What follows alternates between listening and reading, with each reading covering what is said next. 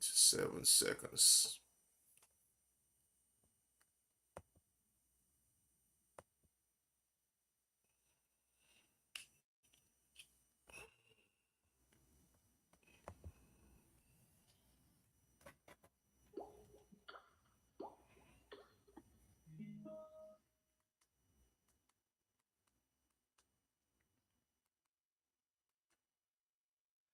Good morning, good afternoon, good evening, wherever your geographical location is, and welcome again to another edition of the Movement Radio.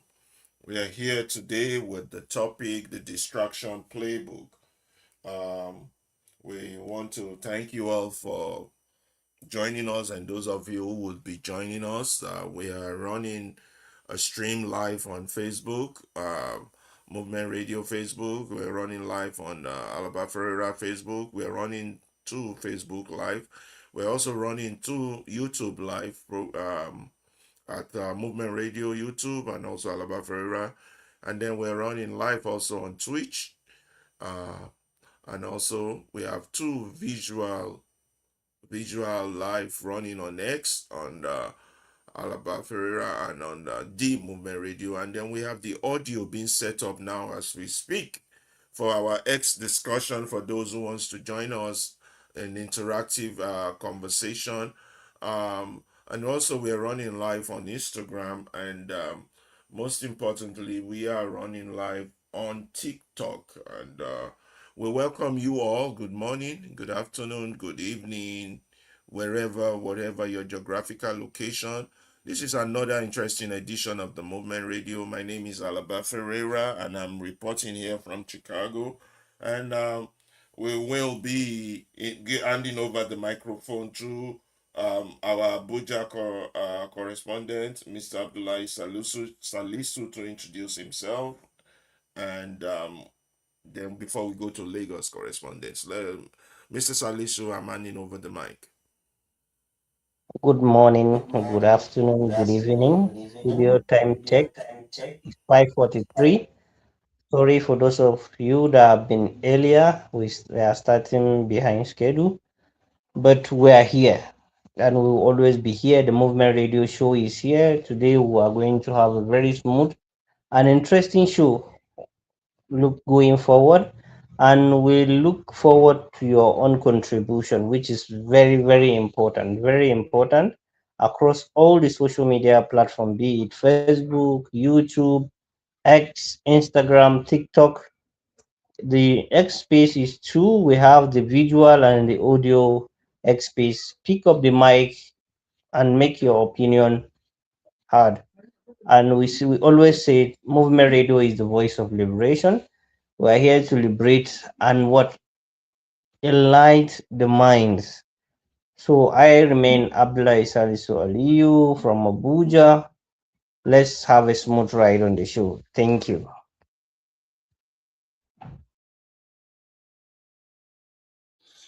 Yeah, thank you so very much, everybody, for joining us for another brand new, fresh edition of our wonderful show that we bring to you every 2 days. And of course, on weekends, we also Tandagidigba for for Movement Radio.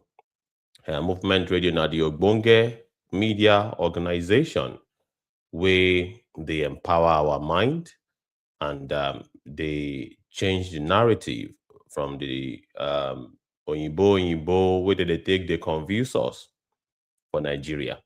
They take the split us, cause division.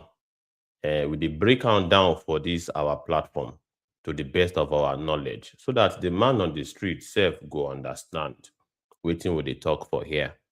We dey for every medium where you go fit take reach out to us and tell someone that we are live and direct on all media platforms possible. And of course, if there's any other platform where you want us make we day and you self day that place, reach out to us. Say, now here I want make una dey make una had this particular place to na broadcasting because na there I dey and I there I feel influence people to join the program.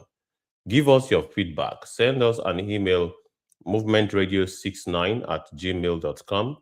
And of course, you can send us a message across all our social media platforms. Our DMs are open. And of course, our comment sections are also very open. We dey always hear advice. The talk say, na fly we know dey hear advice, they follow dead body enter grave. Because this thing wey we dey do, we no wan make it be only us dey talk, right? We want dey listen. As we dey talk, we dey listen. We no be like the Nigerian, rulers or ruiners. wey be say na only their own na im dey do. They no dey hear advice from the members of the public. Wetin they wan do na im they go do. All right. So our job here is very simple: to carry the people along, to educate the people, all right, to position them to fight for their liberation. Now the thing we would do for here be that. And please feel free to disagree with us. This is not a platform, maybe say na echo chamber, maybe say na only waiting we talk na instant. If you get facts and figures, data, where you feel use proof waiting with the talk wrong, please feel free to approach us. Enter our X platform, pick up the microphone, and we'll give you a chance to correct us and set the record straight. And of course, if you can also use the comment section to reach out to us. So we no be jack of maybe say now only us sabi waiting with the talk. No, we are here to learn from our members of the public. And of course, it has to be an exchange. All right. So feel free with us. Share, use the reshare button, use the repost button so that everybody that needs to be here would join us for this our Ogbonge broadcast. Our topic today now: distraction playbook. The playbook of distraction. Anyhow you want to take them, you go enjoy them just as they enjoy every other Ogbonge show we would they bring to your domot. I pass the mic back to Mr. Alaba. Okay, yeah. Today's show is packed, but before we go to our main article and main topic, we like to we're a radio station, so we like to put some music into it. There's a new artist out there coming out, about to launch, and we want to give you a few little taste of it. We hope we won't have too much problem with this with YouTube, but since the album is about to launch, we want to share this very talented superstar that's coming up with you, and make sure that you enjoy it also. Okay, we're gonna share it with you, so you can see that Nigeria is indeed filled with beautiful and talented people. Oh,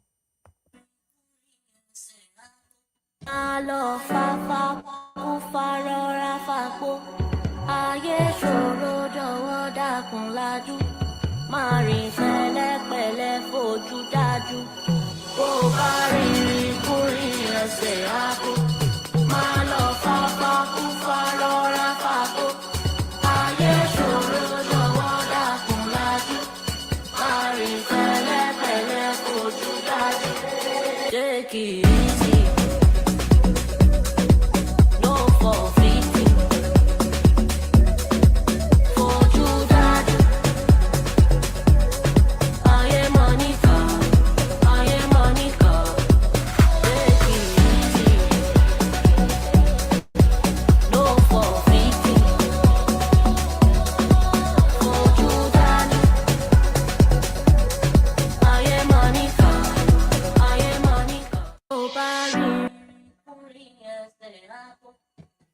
Okay, now that was cool. Yeah, that was Very great. Yeah. yeah, very talented lady just coming up. I think it's her name is something Martin. I may double check that name. Uh Oh, I lost That's that that song. sounds like a techno genre. Is a Yeah, yeah, Fate Martins. I think being produced by, I think, what's that guy's name? The popular Nigerian, what's his name? Not Fast. Don Jazzy. I think I might be wrong about I that. think I think you are trying to refer to Johnny Drill. No, I think it's Don Jazzy that's producing. I'm not sure. The album is coming out very soon. Okay, you mean a producer? I was thinking you were Yeah. talking about the kind of the artists that are music sound alike with. Oh yeah, yeah, yeah, yeah. Yes, it sounds. It's a typical Afrobeat music. Good Afro. What's the other one? The one the South Africans play. Well, I'm not. I should keep Um, quiet about things I don't know. But anyway, her but name is. I think her name is Faith Martins, and I think John Jazzy is producer. Our album is coming out very soon, and it's they just call it very. I just like the Amapiano. music. I'm a piano, yeah. So I want to have that. I'm a piano feel. The music kind of moved the soul and body. So while we're on that, before we go on, we also want to share a few events that happened yesterday from the Osun election. A few videos that we have here that we want to share with you. Let's share it. There is one whereby um the people are celebrating the the ruiners leaving Osun. Those that came to support the enforcement of APC on Osun people. So as the governors and the dignitaries are leaving, the people are yelling, "Ole, ole, means thief, thief."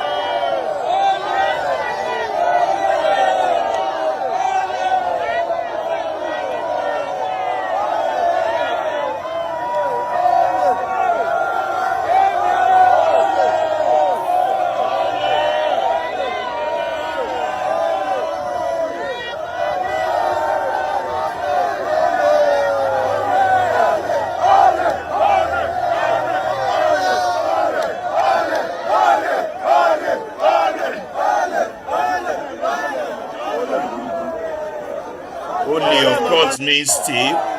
Those are the people that came from out of other states to come and rig the election in Osun.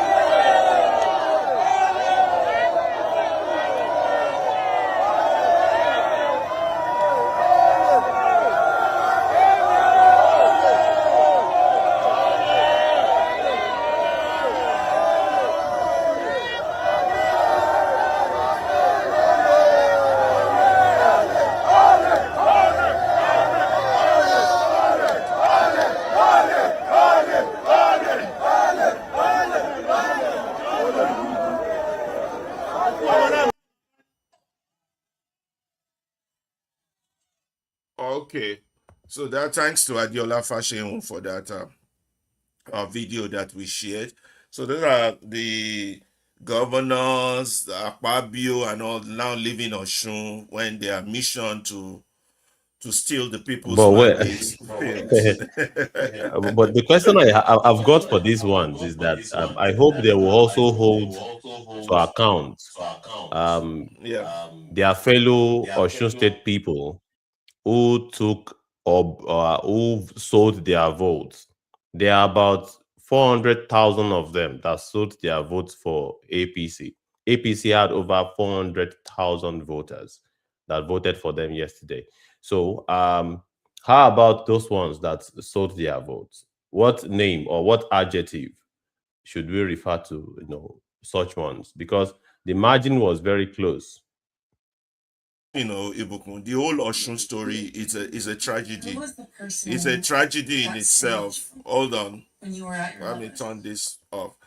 It's a tragedy in itself. You know why? Because the people are still losing. Look, as soon as the governor was declared, he's still declaring his support for the party guy. So I don't know how this is gonna help the people. Let's share more videos of them celebrating. What's the name of your group? Imole. Am I the MC here? Am I the MC here? Can Can I continue?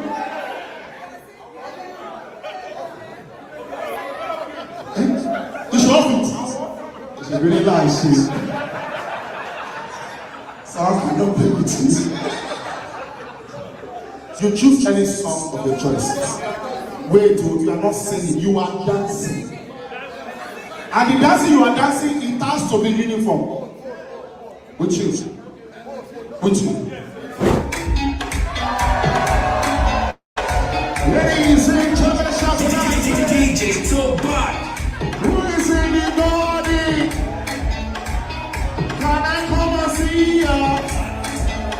Come on. Hey. Let's go.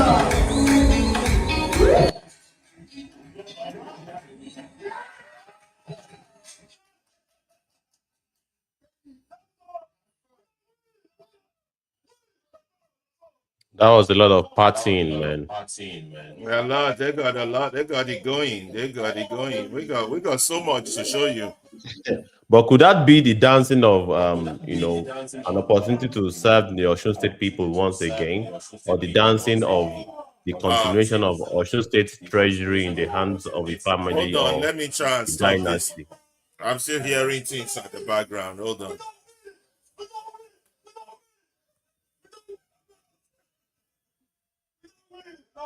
I'm still hearing stuff at the background. I thought I closed it.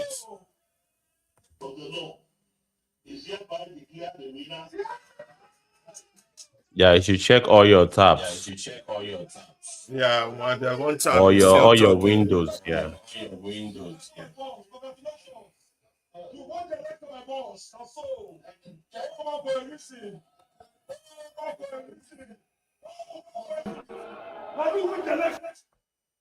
Of the Lord is hereby declared the winner.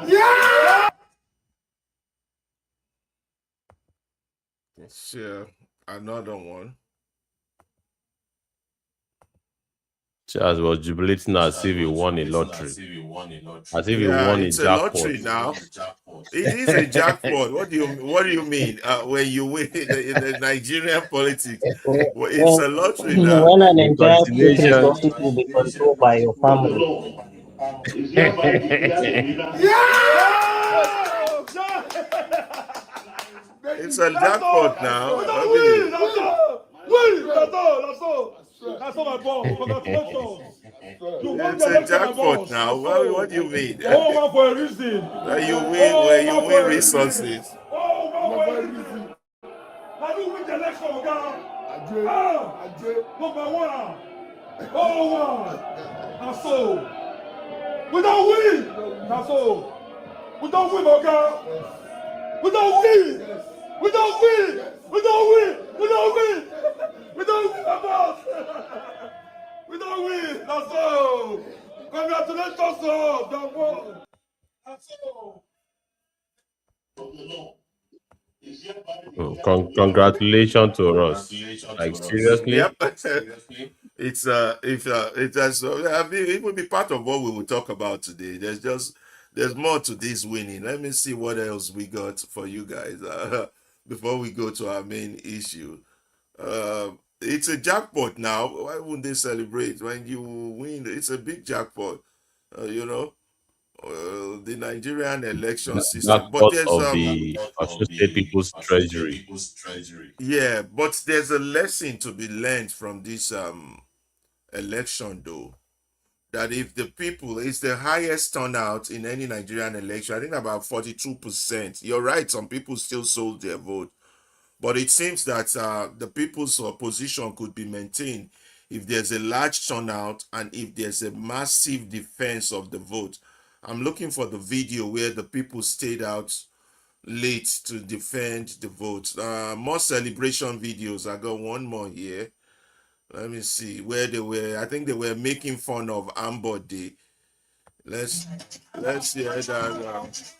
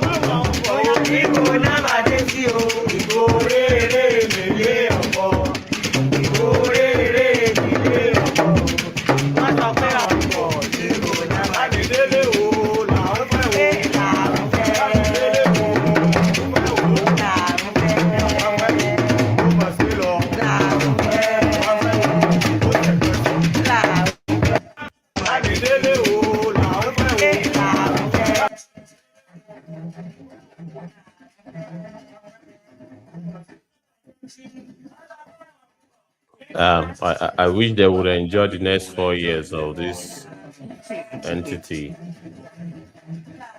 And of course, I pay attention to the very detail.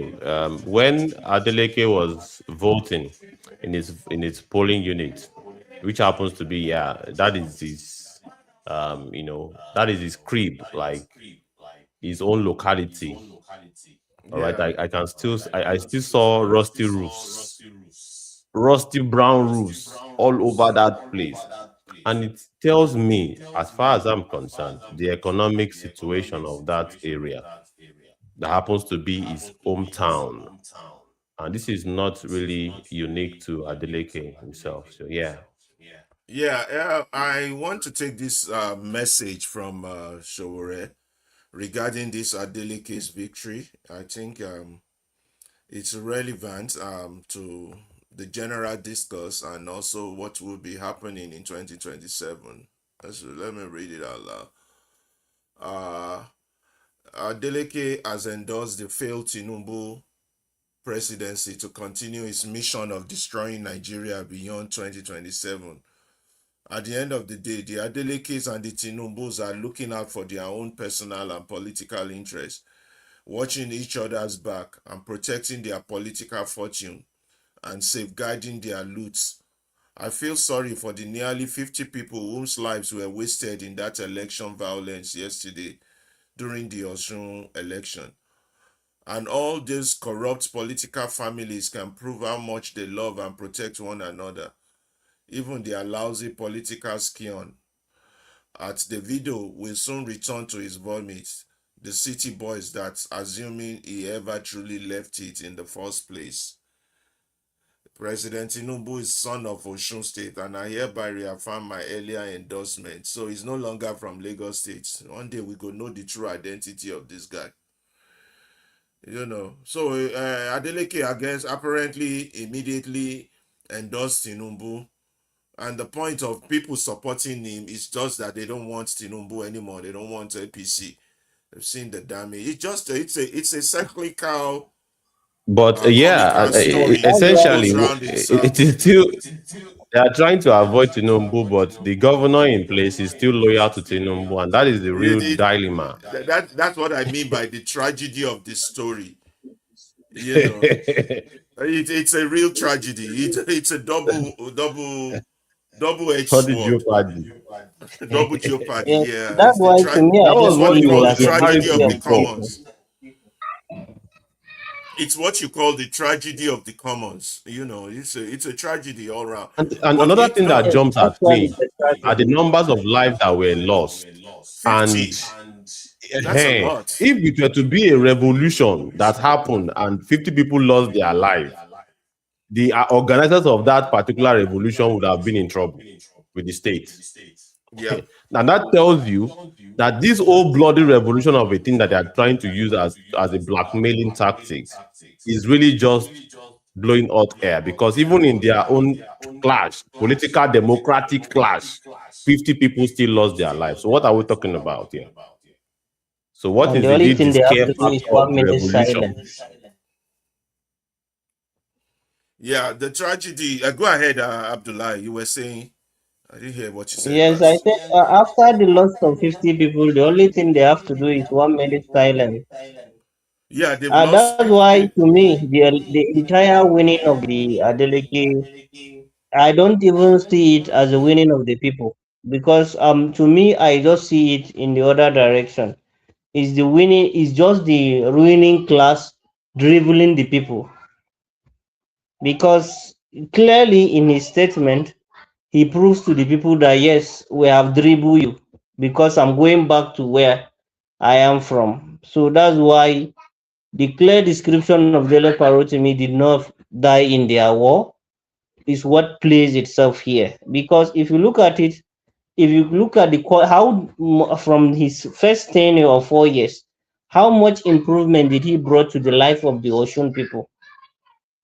And then you compare it. It's not just merely saying that okay, we don't like the government at the top to continue, but the government at the local level, even if they are in opposition party with the government at the top, how much do they improve in the life of the people that they are directly connected to? So to me, the people, yes, they might jubilate because they don't know that they are being dribbled, because it's the system that dribbled them. So that's why I just look and internally I feel a lot of questions that when are we going to like get our people to understand that this is not their winning, is the winning of the system. And immediately after he won, and then his statement then reaffirmed my internal worries of saying that okay, yes, because he reaffirmed his support, then he's telling the what the APC man was promising the president of 3.5 million votes from Oshun.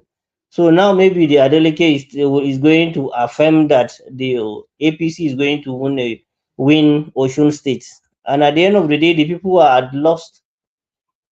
So it's very, that's why it's quite is a tragedy of our people. We just have to I don't know, we just have to educate more, give more education to our people, because all that is happening, I don't see our people coming to reality. And you see, we even see people that ordinarily should look at it from the real true sense of it, and still also saying that yes, this is telling us that yes, democracy is happening in Nigeria. It's not. I don't see it as democracy, because we are still tilting towards that one man state. That's my take.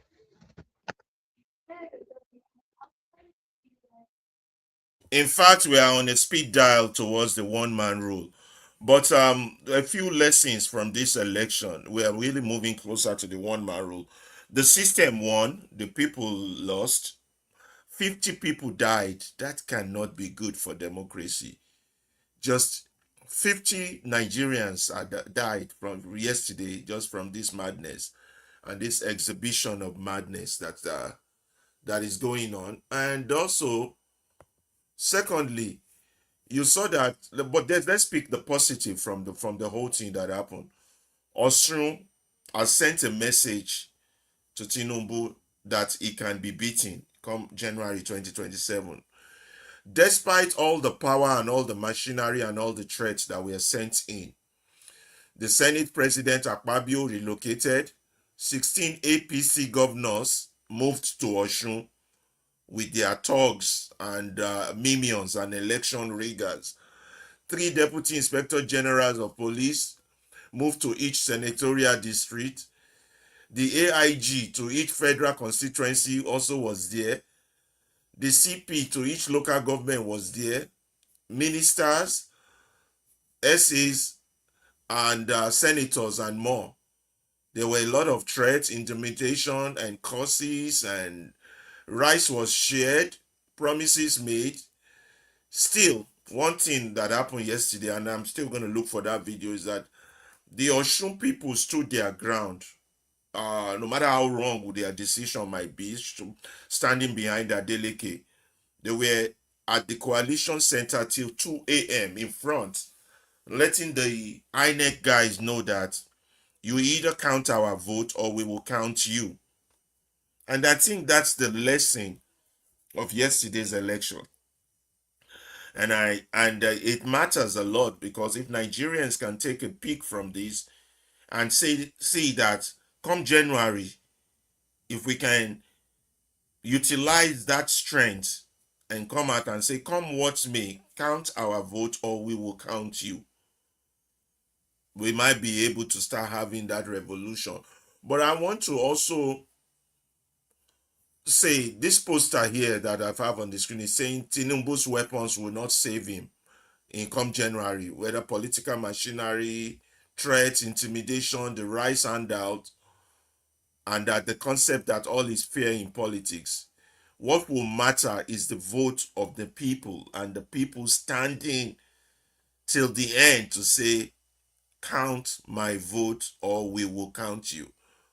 So this is what Oshun has proven. A determined voter is more powerful than the entire machinery. You see what was deployed into Oshun. You know, a lot was deployed in there, from the Senate president, 16 governors, Inspector General of Police, AIG. Even there was a threat of withdrawing the security apparatus when they saw that the numbers were not favoring them, so that chaos can ensue and they can declare a state of emergency and still take over the state. So you can see that they really put everything in it. But that being said, like Dele would always say, it is still their battle. Do not die in their war. The 50 Nigerians that have died now have just died in vain. They've died in the wrong war. They've died for the wrong cause. So, according to Uzoma Chilaka on my Facebook page, I'm going to read this message. He has this by Boniface Uzoma Chilaka. Also, I sent Tinubu a message. You can be beaten. And I'm reading Uzoma's Chilaka's words now. I have been watching what is happening in Oshun with enormous interest, and I cannot but draw one conclusion. Tinubu can be beaten. Come 2027, he will be beaten. Look at what was deployed to Oshun for the election. The entire federal government political machinery descended on the state in a manner that made it almost look like a presidential election or a war. Senate President Akpabio, large number of APC governors, political heavyweight converge on Oshun, while unusually heavy security presence was deployed across the state.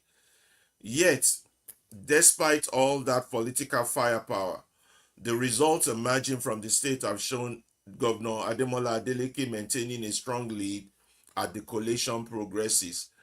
This is the part that should worry the APC. You can deploy political heavyweight, you can deploy governors, senators, ministers, and party machinery. You can intimidate people, you can threaten them, you can kill them. You can even tell them that if they collect your rights and refuse to vote for you, their children will not prosper. But you cannot force a determined electorate to love you. The Oshun voter has demonstrated something extraordinarily important. A voter who has made up his mind is more powerful than the entire machinery of government. And that is the lesson Tinubu and the APC must take away from Oshun. Because if they could mobilize that kind of machinery in one state and still struggle to secure the electoral outcome they wanted, what happens when Nigerians across 36 states go to the polls in 2027? For me, Oshun is more than a governorship election. It is a warning shot. Tinubu's reported approval rating of about 30.2% should already be a source of concern for the camp. Even though approval rating do not automatically translate into election results. But combine widespread economic hardship with political outreach, public frustration, and a united opposition, and suddenly 2027 does not look like the walkover some people in the APC may be imagining. This is where, in fact, I think that's all about week because the other part seems to be going partisan, and we don't do partisanship here. So I'm just gonna stop there for now. So the points being that there's a lesson to be learned from this event, and the tragedy of it all is that despite the people losing their life for Adeleke, standing all night for Adeleke in his acceptance of victory still vowed his support for Tinubu. I don't know if that is indeed a Greek tragedy. That should be that. I think it's the Greek that does tragedies a lot. That's a Greek tragedy right there, and that's a disaster. What do you guys think on that before we move on to something else? Guys, Ibikun and Salisu. Yeah, I was thinking Mr. Bly will go first, but well, let me bite.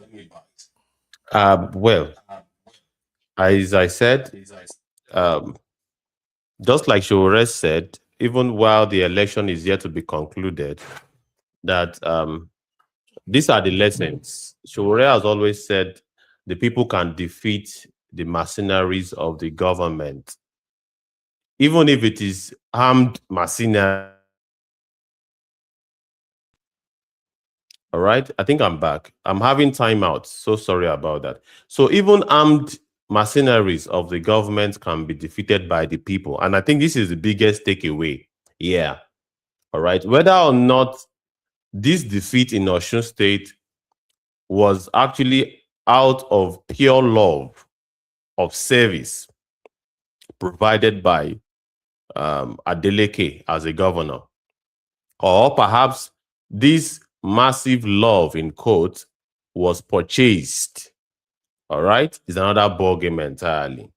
All right, and if it were to be purchased, then maybe we are making false equivalation. All right, because if it were to be purchased, then we cannot really truly call this the will of the people, like the collective will of the people to challenge, the government, or perhaps a parasitic entity in power, or a one-man rulership, or an autocratic personality in power. So these are the nuance I want to put to it, that ultimately I think people should develop the higher kind of class consciousness moving forward. That would be my analysis. Passing the mic to Mr. Abdullahi.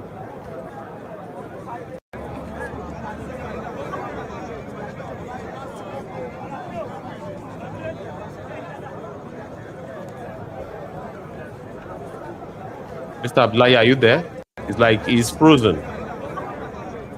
Okay, while we're waiting on Abdullahi, that video I was sharing is the people waiting in front of the INEC office for the coalition all night, ensuring that their votes counted as the APC guns try to manipulate or play the system. The people stood their ground, and I think that's worthy of emulation, and that's something all Nigerians should take away for their January 27 election coming up. The people got to play their own role in defending their votes, you know. And also, I'm going to share the opinion of Peter Atiside and Dele Farotimi regarding this election. Okay. First of all, Atedo Peterside, let me share what he has to say regarding the numbers of this election. He's saying that some of us should refuse to get carried away by the Osun election result. The only thing it really proves is that a large voter turnout of 43.4% in Osun is high by recent standard, is the best antidote to rigging elections, and that we must all join hands to hold INEC to its feet, its INEC's feet, Nigeria's feet to the fire. As 8:50 a.m. this morning, on the day after the election today, INEC IREV had 93.35% of the results uploaded instead of 100%. Oh, it had 98.35% of the results uploaded instead of the 100%. INEC must still explain why they have not uploaded the result of 62 polling units out of the 3,763 polling units, notwithstanding the fact that those results are now largely inconsequential because Governor Adeleke has already won. So that's Atido Peterside still trying to hold INEC accountable. 98% is not the same as 100%. And the people held INEC accountable. And I keep saying this is very important. If you want to change Nigeria, if you want to get rid of Tinubu, if you want anything good for your children or family, you have to play your own role as a citizen of that geographical contraption, you know. And then in addition to that, Dele Farotimi added that Voltrons will not save Nigerians, but the choice to be silent when you have a voice is a choice to be aligned with evil. For example, he says Davido's involvement in the Osun election is anything but altruistic, but it does prove the point that Nigerian celebrity have a major voice, and I agree with that. Nigerian celebrities have a role, have a voice. Everybody has a voice in this battle. You can't just be quite silent when you have a voice. So once That's your silence is a choice to be aligned with evil. And I think this has always been the position of the movement radio. Or there's some one other thing, but first we're going to go to our topic for today. We want to talk about what is going on with West African Examination Council (WAEC). How we're getting some disturbing reports from multiple schools, teachers, and parents regarding the 2026 WAEC examination. We will talk about that, and after we deal with our main topic, which is the distraction playbook. But before we do that, let's hear Abdullah's submission regarding this Oshun election and what we are talking about, because he got cut It's no off. longer in the studio for now. For now, okay. He's no longer in the studio. Okay. Um, did you check with him on the phone to make sure everything is okay? Because I'm going to start now on Yes, the he sent a private chat saying he's got a network issue. network issue. Okay. No problem. No problem. So I'm going to go now to today's topic. I'm going to read it out, and then we're going to do a mind map, and then we'll come back to that. The Children's West African Examination Council been having problems. I'm hearing that in an exam center, they're giving 5 or 6 people one question paper. They're short of question papers, and that's insane. The country's gone crazy, man. That is just madness. But we will talk more about that. But first, let's get back to our topic. We will also be waiting on Abdullahi. Is the prolific writer that writes most of these articles for us, and we really appreciate him. So let's go to today's topic, okay, and then we will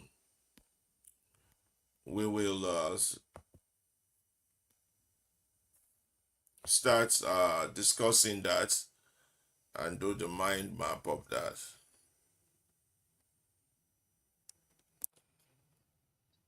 I think he's back. Let's just check on him. Mr. Abdullahi, are you there? Okay, if it's back, yeah, if it's back, let him give his comments before we start I reading guess he's this. frozen again.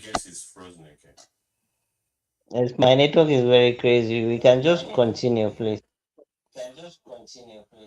We wanted to hear your comments regarding what we were talking about at Oshun issue about Davido's putting his voice into it, how all celebrities have a role to play in rescuing Nigeria if they want to use it for the positive. And what else did we talk about? How we looked at the numbers and holding INEC accountable.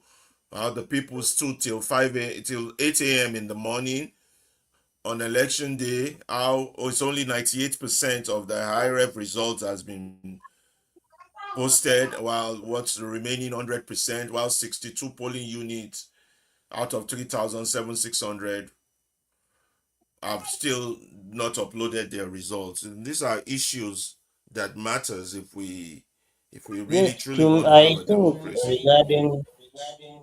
regarding celebrities putting their mouth in politics, they are all Nigerians, and if Nigeria should work, they also have a great role to play because they are influencers.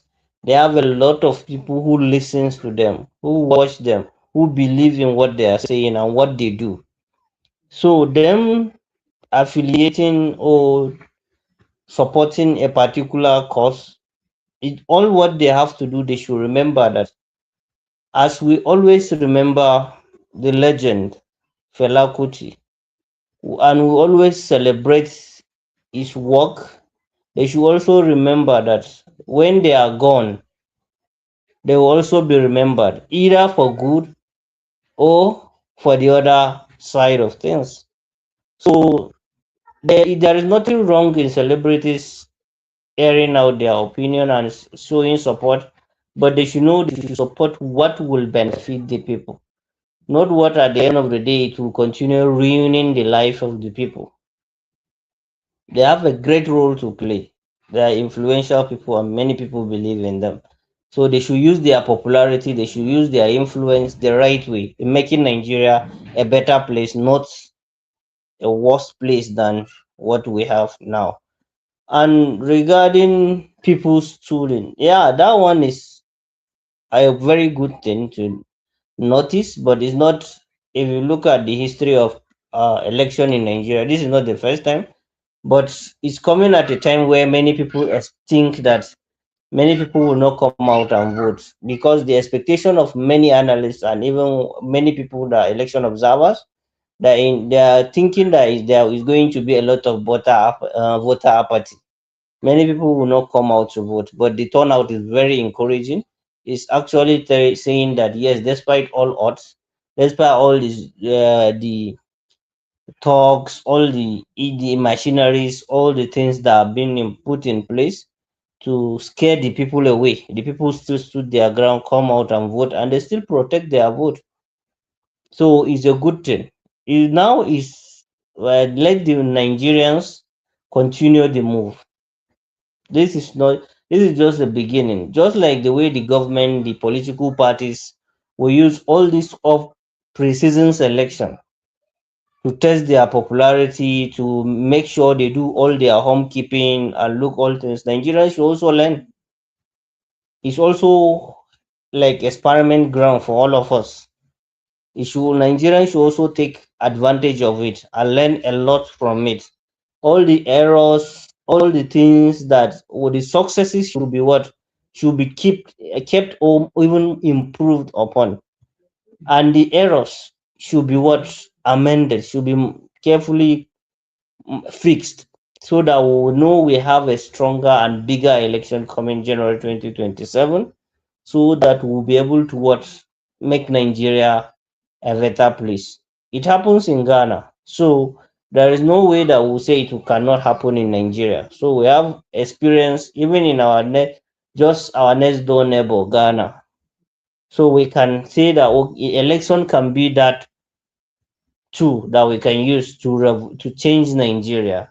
We must not take the what many people are scared of, the revolution that many people are afraid of, but we can use the election to be the means to what to get that turnaround that we want. That Nigeria should be a better place for all of us and even to our unborn children. So that's my take. INEC has a lot of responsibility, a lot of responsibility. Not uploading the complete result, still have a lot, post a lot of questions on INEC. Are we expecting the same thing in 2027? What could be the explanation of not having it efficient yet? You have 4 years down the line from 2023 to now. You have almost 4 years or 3 years to see for you to fix all the errors you did in 2023. So, and we are still seeing it now in 2026. So, between now and 2027, how sure are we? So, that will also result to a lot of questions regarding the credibility of the upcoming election, the general election in 2027. So, INEC have to vindicate itself, have to make sure that things work well. It have to improve on its own works, because it is a trust that was put on INEC by Nigerians. So, and they want to see it, and a lot of people are watching. And we are also watching at Movement Radio. We also watch, we'll keep an eye and keep seeing what, as days goes by, we'll keep watching what will keep transparent. We will ask the uncomfortable questions that the ordinary medias will not ask, because some will say 80 something percent is something. No, we don't want it. We want 100%. Why can't it be 100? Because that the remaining percentage can be used to disqualify or to make someone lose or someone win. So it's very important to us. Thank you.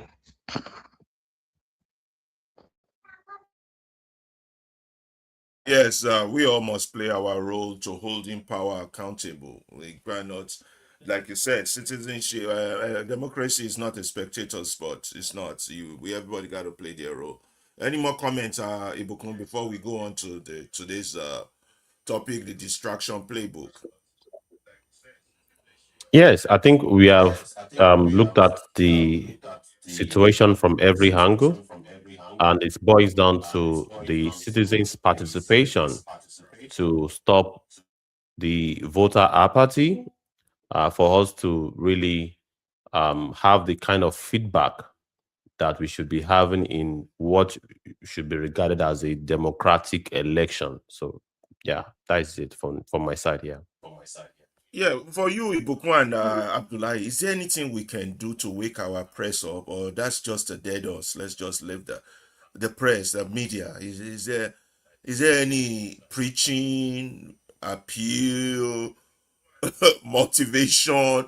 Because this thing we're doing, it shouldn't be us doing. It should be the media. The media should be the one educate. Is there anything, any hope for us regarding the Nigerian media, mainstream media? Any hope? I I think to just me the only hope that we have is as we continue, as we go forward, we keep opening our phone lines. You know, it started gradually.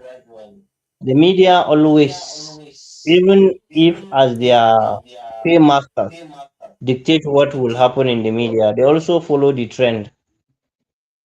So in as we keep moving forward, we explore more avenues, and when we influence some of the influencers that call themselves influencers, when we challenge them as we go forward, some of them will decide to even come to our space sometime to talk.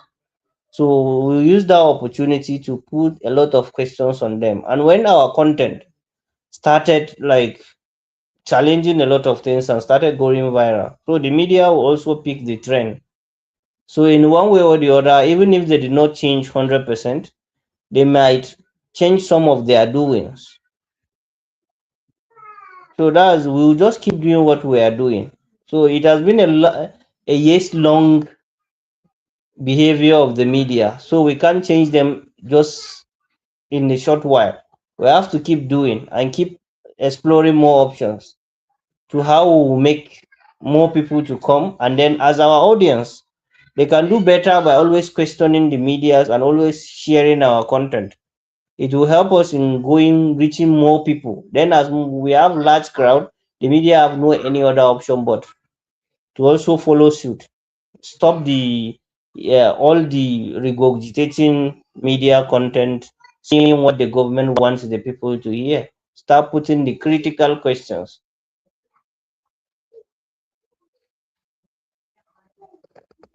the fact that it's only 98% of the result that was posted should be a media issue if we really had media. But me and you already know we don't. So there's no point to going back and forth on that. Yeah. Because that should be issues like, okay, demand accountability. It's like, INEC, why is 98 on there? Why is it not 100? You know, this is how a community work, a society works. Anyway, let's move on to our own topic. If a bookworm has anything, he can chip it in before I start reading. And okay, let's move on then. Okay, today's topic is the distraction playbook. Thanks by Abdullahi Salisu Aliyu, a prolific writer here at the Movement Radio. How Nigeria ethnic and religious noise machine is being used to steal 2027 and how the people can refuse it. Salisu is a media analyst, political commentator, civil advocate, and movement radio correspondent. Okay, there is a script Nigeria has seen before, and the curtain is rising on it again. Every few weeks now, a new ethnic slur trends, a new sermon crosses into incitement, a new tribal clip is clipped and captioned and hauled across WhatsApp groups until half the country is shouting at the other half about who insulted whom. It feels spontaneous. It is not. It is choreography. And the people meant to be watching the real stage are instead being marched again into the winds.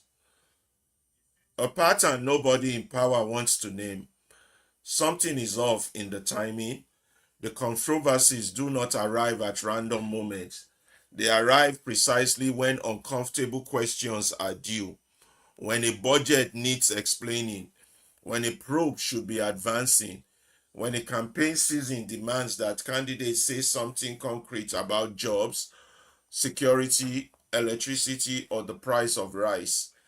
At exactly those moments, a clip of a cleric or a self-appointed ethnic champion saying something inflammatory surfaces, and the news circle and the nation mood pivot within days. The conversation is no longer about governance, it is about grievance. Nobody has to plan every incident for the pattern to serve power. A society already primed to fight over identity will supply its own kindlings the moment the political class needs cover. And opportunists on all sides, religious, ethnic, and partisan, are only too willing to strike the match. This is not a claim that every angry preacher or every tribalist keyboard warrior is a paid agent. Most are not. The deeper truth is more unsettling. Nigeria's fault lines are now so well mapped and so easily triggered that they function as a distraction system almost automatically. Politicians and their media auxiliaries do not need a memo to exploit them. They need only to say nothing while the noise builds, and to let the noise do what silence could not: bury the story that mattered.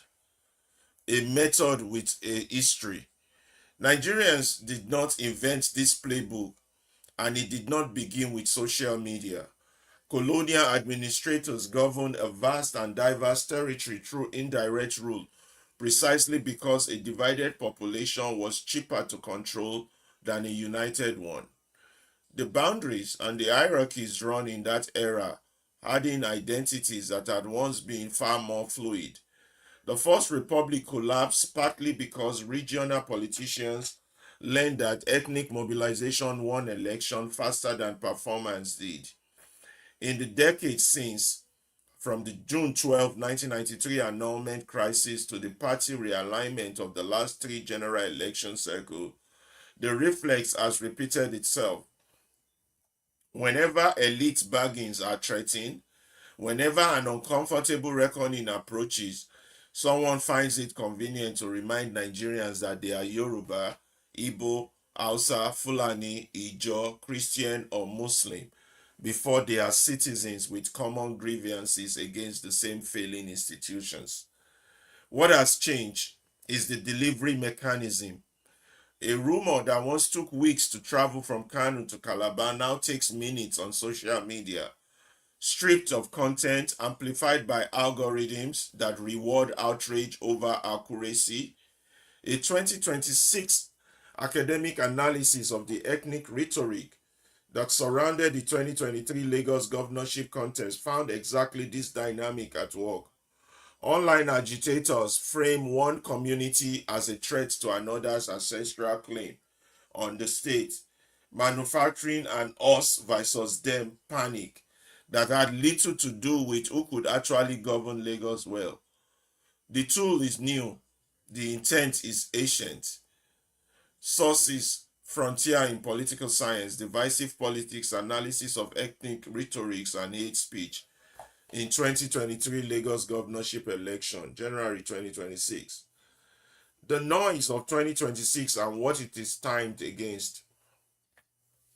Consider what has been competing for headline space since this year: Nigerian insecurity crisis, a brutal mix of banditry, Boko Haram, and ISWAP remnants, and communal violence that researchers and rights monitors agree defies any single religious or ethnic label, has drawn growing international attention, including sharply divergent claims from outside the country about whether Christians are being singled out for genocide, and equally firm rebuttals from Nigerian officials and independent analysts who insist the violence, while real and devastating, cut across faith lines.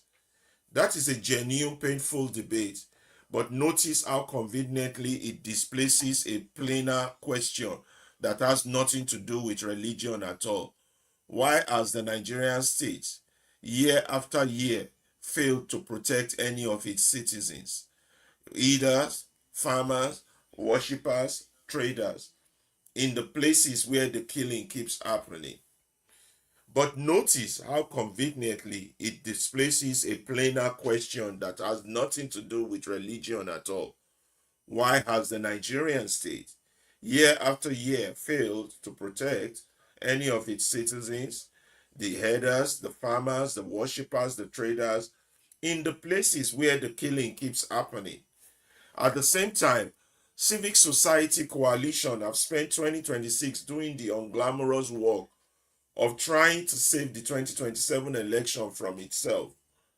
The Nigerian Civil Society Situation Room has published a credibility threshold demanding an operational electoral offense commission, a published election security framework, and a quarterly public scorecards on arrest and prosecution tied to electoral crime. A separate coalition of community organizations has pressed governorship aspirants to anchor their manifest in quoted time-bound development goals rather than vague promises, and has announced a nationwide debate series to hold candidates to the award. Even smaller state-level coalition watching the Osun governorship contest this August felt it necessary to remind political parties that no office is worth a single citizen's life. None of these, the accountability tracker, the manifesto's demand, the anti-violence appeal, trends the way a tribal insult does. That's asymmetric in the whole problem. The source of that is the Nigerian Civil Society Situation Room credibility threshold for 2027 general election. Now, a country arguing about who insulted whose ancestor is a country that has stopped asking why its treasury keeps disappearing. What's the noise is built to hide? What the noise is built to hide. Strip away the ethnic and religious theater. What remains is a single, unglamorous, unifying question that cuts across every group in Nigeria. If the government's delivering, is the government delivering? And if not, who is accountable? Electricity, what is built but not supplied, does not care about your tribe. A naira that buys less rice than it did last year does not discriminate by faith. A police officer who demands a bribe at a checkpoint, a hospital without diesel for its generator, a graduate with no job after 4 years of tuition. These are not Yoruba problems or Hausa problems or Christian problems or Muslim problems. They are Nigerian problems, and they are the problems as well. Organized distraction is specifically engineered to keep up from the front page. This is why the timing matters so much heading into 2027. A campaign season is the one moment in the electoral cycle when candidates are structurally required to answer to the people who will vote for or against them. It is leverage citizens rarely hold. Every circle spent relitigating an old ethnic grievance or fresh religious insult is a circle in which the leverage goes unused, in which no aspirant is forced to say, in specific and measurable terms, how they will fix the grid, secure the highway funds, the health centers, or account for the last 4 years of promises. Civil society groups already understand this.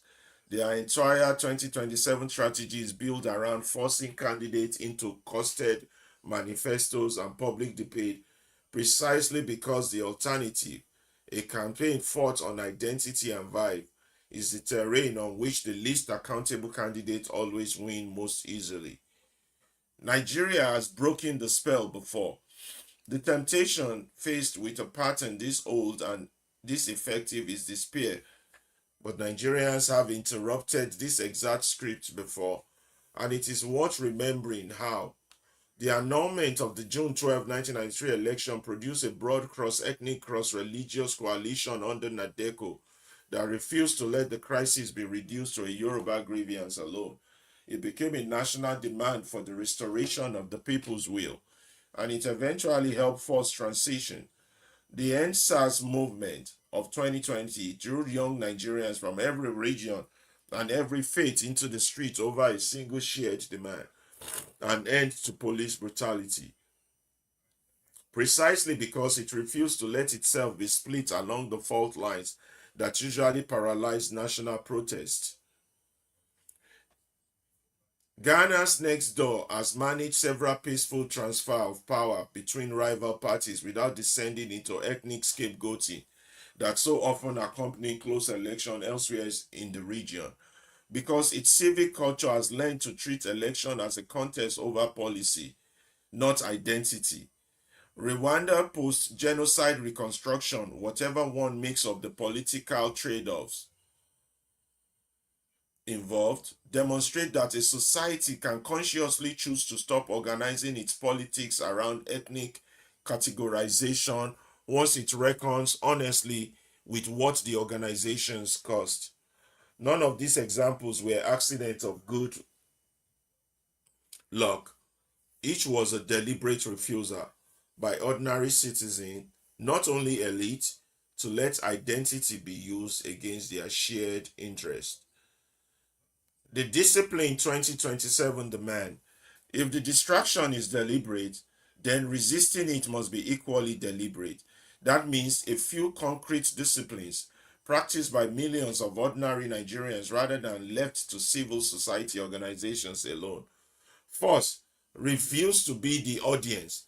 When a clip designed to enrage starts circulating, the single most powerful act of resistance is not to share it, debate it, or amplify it, but to ask out loud what story it conveniently pushed off the timeline that week. Starve the distraction of the attention it is built to harvest. Second, demand specificity from every candidate every time. Not who do you belong to, but what will you do about the transformer that has been down for 8 months, and by when?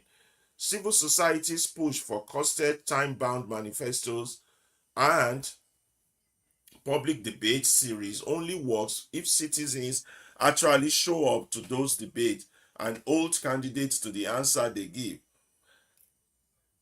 Third, punish evasion, not identity. A candidate who dodges a question about corruption by pivoting to religious solidarity, or who answers an economic question with an ethnic appeal, should be treated as having failed the question, regardless of what group he or she claims to be defending. Silence and deflection deserve the same electoral penalty as an outright lie. Fourth, protect the peace of the process itself. Every credible path to a better Nigeria in 2027 runs through elections that are free of violence and free of manipulation. That means engaging with the accountability tracker, the incident reporting platform, and the electoral monitoring efforts of that civil society has already built. It means refusing absolutely any appeal from any side to settle political disagreement through intimidation or bloodshed. Fifth, and the hardest, extend the same scrutiny to leaders who share your own identity. An ethno-religious code of silence in which citizens overlook the failures of our own politician while attacking every failure of the other group politician is precisely the mechanism that keeps the whole distraction system running. Genuine accountability has no tribe. A charge to every well-meaning Nigerian: none of this requires a single dramatic gesture. It requires a stubborn patience, a collective refusal, a sustained through an entire campaign season, to be provoked, divided, and distracted while the real business of the nation is decided without you. 2027 does not have to repeat 2023 or 2019 or 2015. It can be the first campaign season in a generation in which Nigerians of every region, every faith insist in one voice, on being governed rather than merely entertained, frightened, or flattened. It can be the first campaign season in a generation in which Nigerians of every region, every faith insist in one voice on being governed rather than merely entertained, frightened, or flattered. This is not a call to violence, it is the opposite. It is a call to the most difficult and most powerful form of civic discipline there is, the discipline of staying focused on what actually matters, together for long enough to make it impossible for anyone to keep hiding behind the noise. Nigeria does not lack the numbers, the intelligence, or the moral claim to demand better. What it has lacked, circle after circle, is the collective will to stop taking the bait. That will in one thing no distraction can manufacture. And the one thing that if Nigerians choose to exercise, no amount of manufactured noise can defeat. This is from Abdullahi Salisu. Thank you very much. We're going to now do the mind map for this article. Um, we will do the mind map.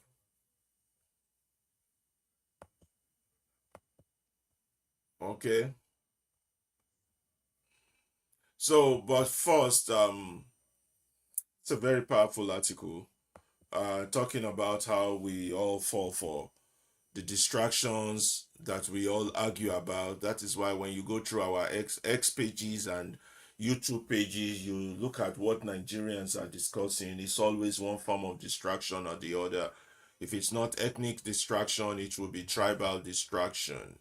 Yeah, the distraction. So it's one form of distraction or the other. And the article is enjoining us to kind of move away from this level of distraction.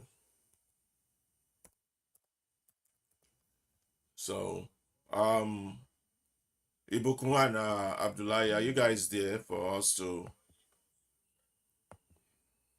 Yes, I am. Yeah. I'm very, Yeah, talking very about the afraid. distraction, I remember you, Ibukun, sharing something on your X page about one Anike girl. You went to their page and they were talking about how some people from other tribe cannot contribute, and then you Yeah, address. Do you still have that yeah, video? That would be a nice video for us to share. I think I did share yeah. it on my ex, but I can't easily find it. But let me deal with this Yeah, article for. but it's kind of partisan anyway. It was Yeah, at man. the Well, it was it speaks to the facts, but it's partisan, so we might not want to play it. Well, and it's indeed highlighting this whole thing, you know. And this article also focuses on we looking at the substance. A lot of people are carried away by the many people before the election even started. They are already backing Adeleke. If Adeleke can win, that is good for democracy, or perhaps that will be a detachment from Tinubu. When in actual fact, they one of the candidates in that election represents that the real diversion from Tinubu one man rule. As Nigerians are trying to run away from Tinubu, they still fell into the hands of someone still loyal to Tinubu. When in actual fact, there's a candidate in that election that's got the plans, manifesto, blueprint, policy document that Nigerians should focus on. But Nigerians just believe that that kind of candidate cannot win. Is an underdog. So until we are ready for the right kind of conversation, well, let us let's keep up the game and the distraction. And that is why I like this topic. The distraction is so much. We are so distracted by the illusion of popularity because the video is involved. There's no way even a credible candidate that is representing one unknown party cannot win. And bear in mind, the Accord party, before Adeleke ported from PDP to Accord Party was non-existent. It was an underdog party right from time. But because he left PDP and entered into Accord suddenly gained popularity all of a sudden, and Nigerians suddenly began to, support Accord. So it's a moment of reflection, as far as I'm concerned, that we should pay attention to substance. Just that article has suggested. So the distraction playbook, Nigerians' ethnic and religious noise machine. Now, better article be this. May we dig into RAM, all right? Because many things they distract us, all right? Religion they distract us. Our ethnicity also they distract us, and many other things where they always distract us, like the illusion of popularity. But that one not really day for this article. But in my view, the illusion of popularity is one of the big distraction, that can even sway, intellectuals in their right to lose guard and to begin to partially support an entity that given that vibe of, not staying with the one man rule political dynasty. When in actual fact, we have to have a complete divergence from the system for us to indeed have any form of leverage. So the problem, orchestrated distraction, that is distraction where they plan for us, just like a conductor where they lead choir. They go, they say, and they do hand like this. Now, him they control all of the musical instruments, all of the choir. Now, him they control them. That is orchestration. All right. Problem where they control a bigger hand, they control that problem. All right. We have the method, a historical playbook. You have the colonial administrators using division. Yes, our people we come our country, can enslave us, or perhaps can enforce their governance on us. They see us as the extension of their government. First Republic politicians use ethnic mobilization. Yes, before now, Nigeria used to be one Nigeria, but politicians also have capitalized. They don't take advantage of this ethnic mobilization. Me, I be Yoruba, you be Ibibio, you be Calabar, and let us support this particular candidate, so that after in don serve finish, he go come release power into our own tribe. People are making this analysis that, yeah, let's allow Tinubu to finish his eight years so that they can return power back to the north. This is the kind of rhetoric and analysis that even so-called intellectuals, engage in. And this is part of the distraction. And these intellectuals have so much audience of people listening to them. And it's a big problem. Modern delivery via social media. Yes, all right. They don't plant social media actors like Davido of our time. Is a social media sensation. As I said before, 17 million followers on Twitter alone. On Instagram, millions of followers. On YouTube, millions of followers. So whatever he says will go very far. All right. And of course, it will cause division. Even, our intellectuals, we will be, because of that numbers, they may begin to get distracted by social media. All right. Because that is the whole essence of them giving Adeleke some level of credibility, because of he seems to have visibility, which is fine. But lessons will have to be learned the hard way as we move forward. The noise of 2026, what it hides. Written 2026, they hide. Insecurity, crisis, displacement. Yes, in the midst of this thing, all of this noise where they happen, so insecurity never stop. Civil society, election efforts ignored. Yes, there are many people who say they constitute non-partisan organization. They're not there for any party. They are not for any party, but they are for waiting to make society better. All right. We ignore them. All right. Amnesty or asymmetry of trending topic. Yes. Waiting the trend for Nigeria. At some point, it was BBN, Big Brother Nigeria. Now in the trend. All right, they make us, they divert our attention. Who wants to be a millionaire show? Now in the trend, it divert our attention. Now, EPL, English Premier League, La Liga, Spanish League, ball don't start. A new season don't start now. Another distraction for many of our youth. Now, today we had Arsenal versus Man City. Now, when they come back from Ogun State today, and here I see our youth as a full viewing center. They full that viewing center, very full, because another season of football don't start. Anything we concern good governance, nothing concern them as they are watching football. Anybody we enter that viewing station, come tell them, say, let us talk about good governance. Now they go beat them, come up for that place. Because they don't want to hear about good governance when they are watching football. So it is a form of distraction for many of our youth. What the noise hides, the core issues where these distraction they hide. All right. Government delivery and accountability. Yes, they make people hold governments accountable. All right, government just they get away with so many atrocities just because people that should hold them to account are very distracted. Economic hardship. Yes, electricity, rise price. The area where I see people, our youth, they watch football. So now generator that they take the power that viewing center, light no data area, but they don't mind.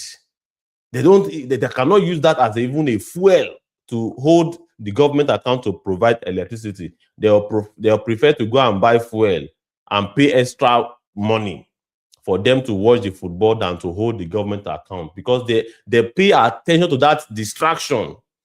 All right, some ideological people where they speak on call them escapism. They are trying to escape from their problem, so they pay attention to the distraction just for them to escape the problem. All right, lack of job, the plenty, and of course, as I said, many of these youths where they watch football today of Man U and Manchester City and Arsenal, they no get job. Be say tomorrow morning now they are going to their workplace to go and earn a living. No, but they have to just watch the football and pay attention to the distraction. So yeah, the 2027 election leverage. Can you move it down a little bit, sir? Okay, yeah, I can see. So campaign season is citizens leverage. Yes, that is now. Any adjustment we will suppose do now we suppose do. Identity politics wastes this leverage. Yes. All right. Candidates avoid specific promises. Yes. When you have a candidate telling an interviewer that he is not ready to share his plans with Nigerian people, they asked him 2 months ago, what are you going to do about electricity? He said he's going to provide 10,000 megawatts of electricity. Just 2 months after that, they asked him the same question. He says he's not going to promise Nigeria any form of electricity in 4 years. So which one are we going to believe? So these are red flags that we should look out for it. And now this election season, before you go decide for ballot box, you have to begin to tick all of these boxes. They notice which person now you think say fit serve you, person wey dey consistent. All right, we say he get plan. No be person wey go tell you say he no need manifesto. That is a big red flag. So let's go to the next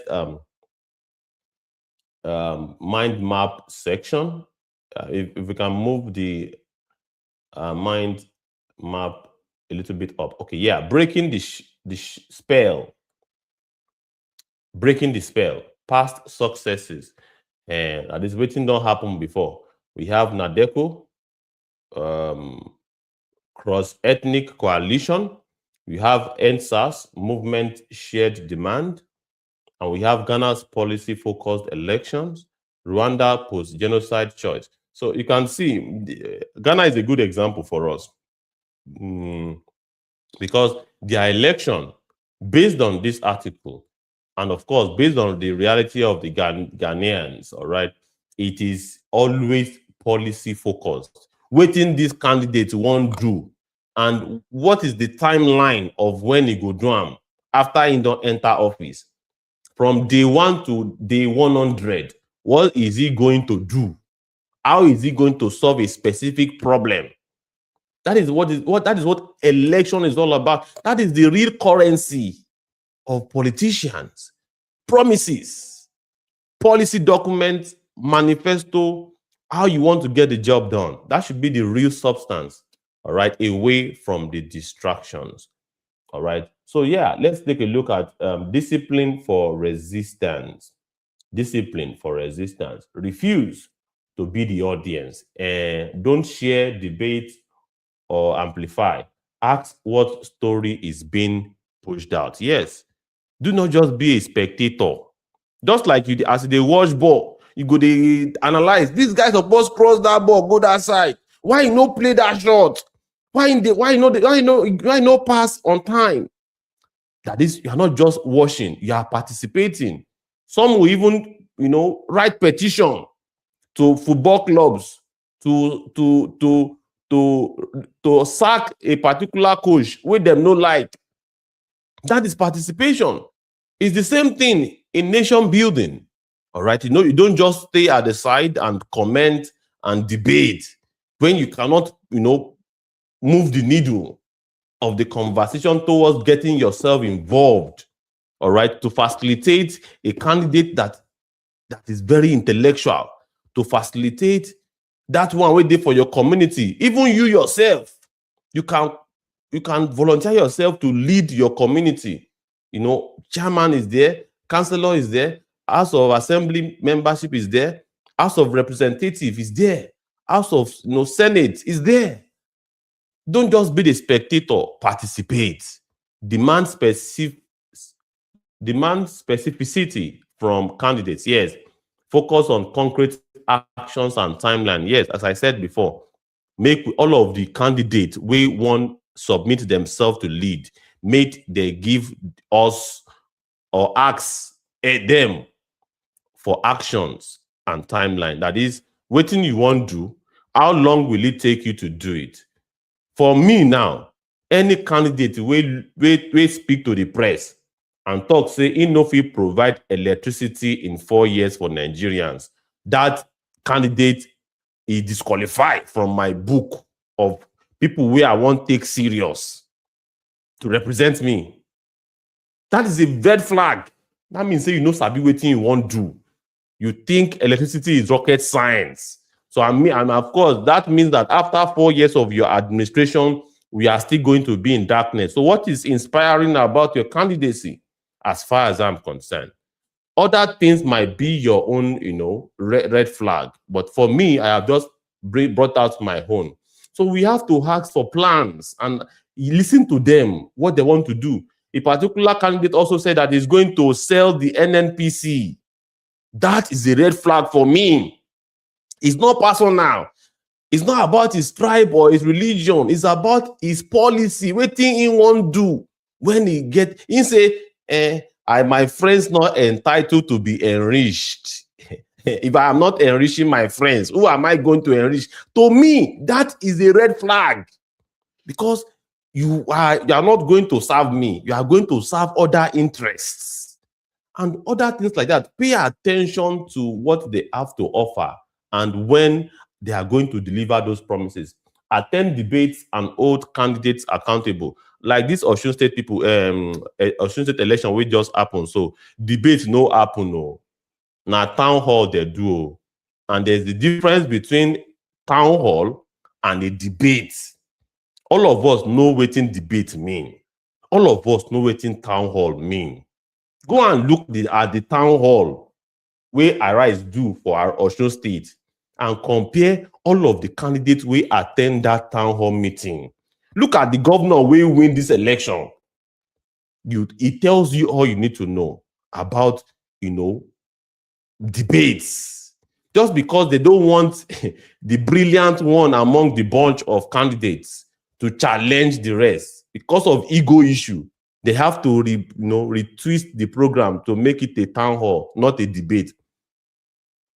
Let us continue like that, and let's see if we are going to make progress to push the frontier of the conversation, to elevate it above distractions. What do you have to offer to your people? Tell us the plans and timeline. Be willing to hold a debate. But you have people who cannot even, pronounce.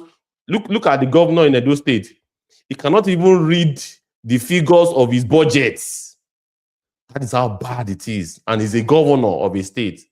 This is on record. This is not propaganda. He cannot pronounce how much he wants to spend. He was just missing the figures and he was saying outer gibberish. So, how do we want things to get better if we have, people that cannot even pronounce how much they want to spend? They don't even have the arithmetic capacity.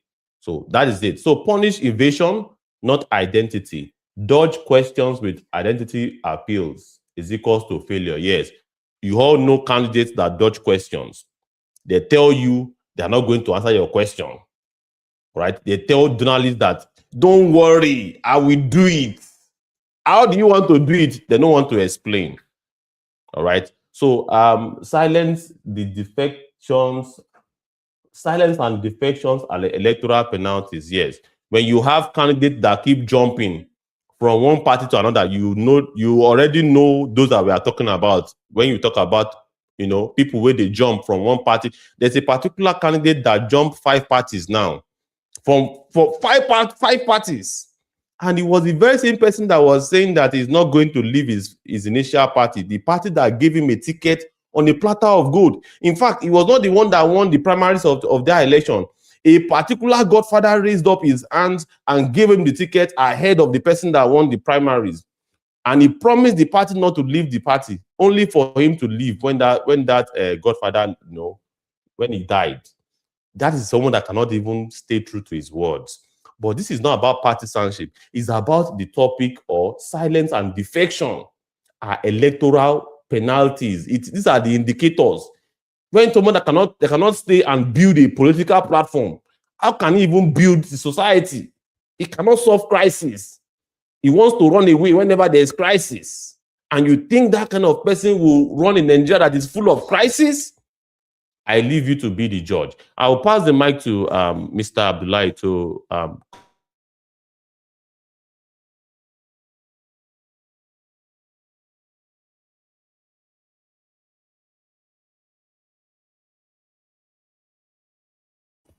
Is Abdullahi frozen? Is it frozen? I Is his think I network? think it's frozen. Are you there? Okay, I think it's back. Yes, I'm here. Sorry. Do you see where I stopped? Yes, I think you stopped. I stopped as scrutinized leaders of your own identity. Now there I stop. Now there you go. Okay, no problem. I think you're almost done. That's all.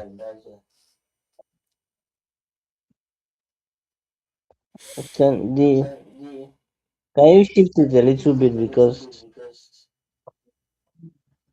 You see it okay, now? yes, scrutinize leaders of your own identity. So this one, as just like my No, brother I is think there's saying, there's a particular one before that one. Protect the election process. We never talk about that one. okay, yes, okay, protect the election process. So protect the election process. You say engage with accountability trackers. So all you need to do is that when you don't go vote, those civil society organizations, all those people where they group themselves, they call themselves civil society organization, those NGOs, connect with them. All those words where all those talk where candidate they talk during campaign, all those things where they talk, always write them down, and always those civil society organization they write them down. Now them go organize debate. After they organize the debate, now them at the end of the day they will bring out scorecard for each candidate.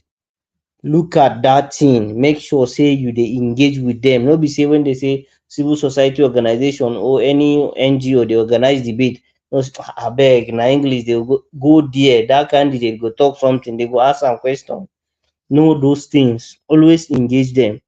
Then refuse intimidation and bloodshed. Anybody wey wan intimidate you, deny am, no allow am make e intimidate you.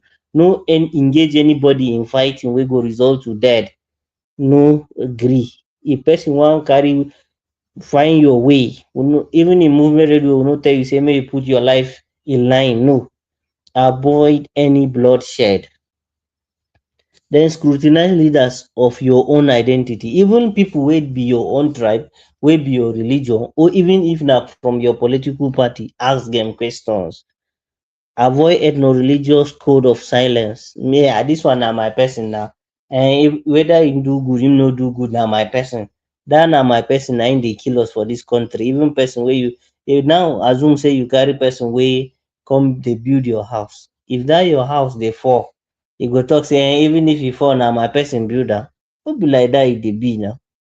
If your person do wrong, talk say the person do wrong. If him do right, ask am question. Him say him go build house for you, how him go take build am? Even if na your person, even if na your brother, even if na your friend, ask am question. How you go take do this thing? Then genuine accountability has no tribe. Genuine, that's original ogbonge accountability no get anybody wey you dey ask whether tribe or religion. You no get religion, you no get tribe. Do am as e suppose be. Forget about tribe.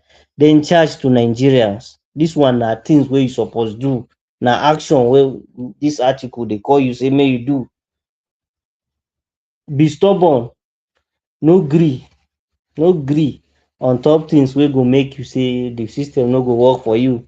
Be that stubborn person wey no dey gree. Anything wey person promise, dey stubborn. Stay there, make sure say that thing work. Be patient. Like just like the way Osun people here do yesterday. Stay till when everything dey right. Always ask. Always dey ask. No say I don tire. No. Exercise that patience. You go get am at the end of the day. Be that stubborn, be that patient person. Collective refusal. All of una gather yourself.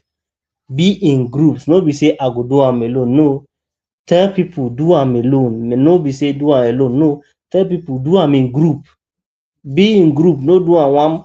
No. Let's unite as Nigerians. Mo dey ask that simple question.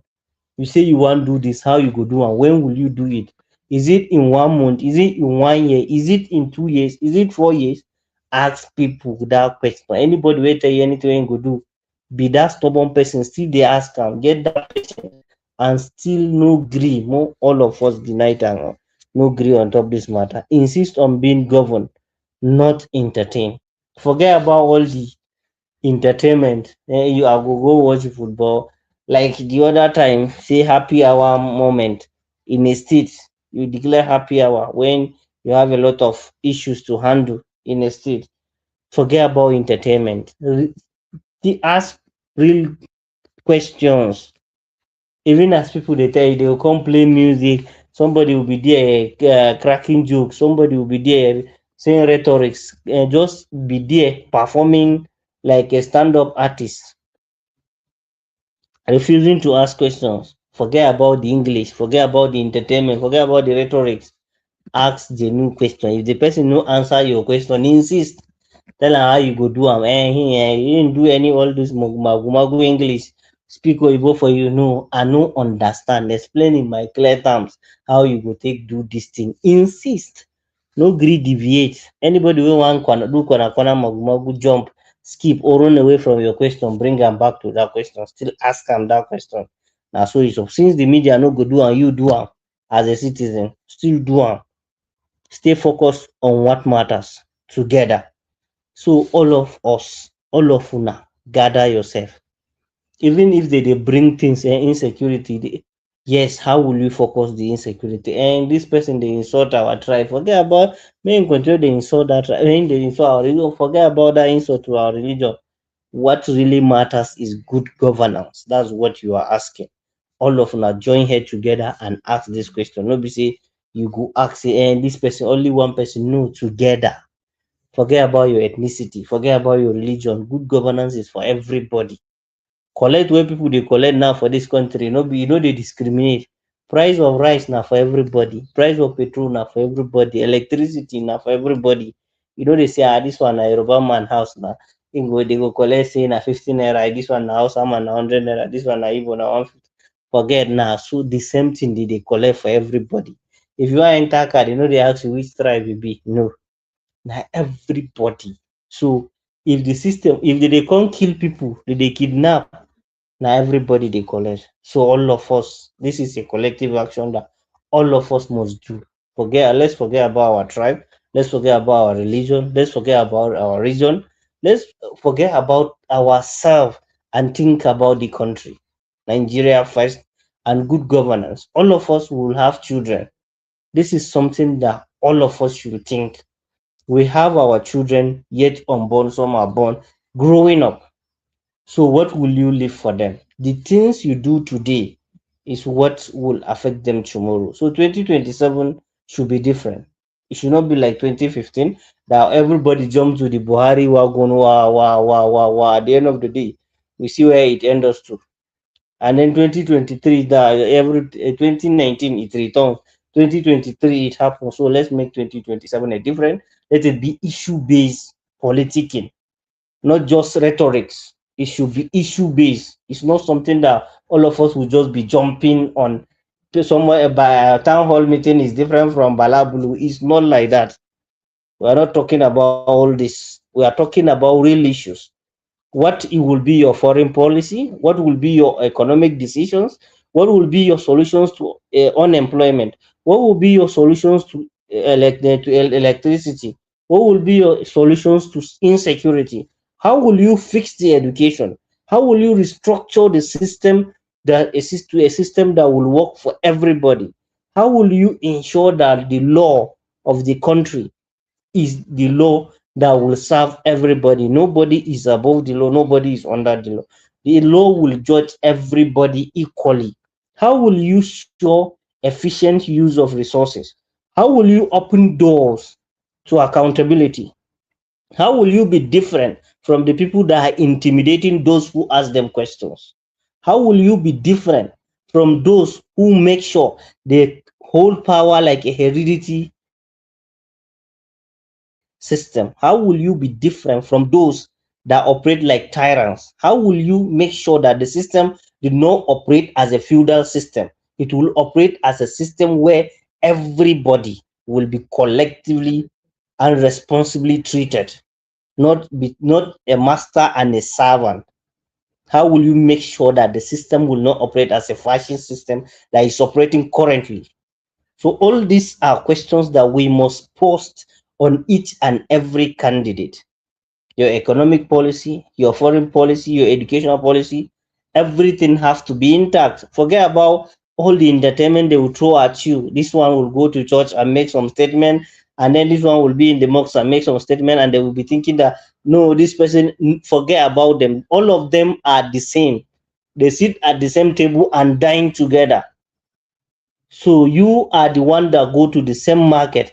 The Igbo, the Yoruba, the Ijo, the Kanuri, the everybody go to the same market and buy rice at the same price. So forget about your, as you are going to the market, you forget about the ethnicity of the person you are buying rice to. You forget about the ethnicity of the person you are buying red oil from. So the same thing, forget about the ethnicity of the person that is coming to your to govern you. Is he going to govern you well? That's the most important question. Your ethnicity doesn't matter. So thank you. Yeah, thank you very much, Abdullahi, for that article. I want to thank people who are with us on the X. I see Beatrice. I think she was asking for a Yeah, microphone. You didn't give her. Beatrice wants to contribute. Can we Yeah. give her And also, the? yeah, British will speak now. And then I want to thank Enemona, or Agent, and Henry 20 for joining us. Beatrice, please go ahead.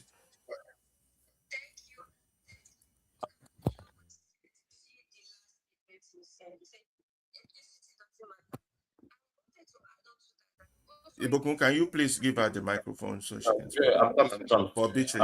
Beatrice, please wait. I'm trying to connect you to the studio. 1 minute. Okay, thank you. All right, please proceed now.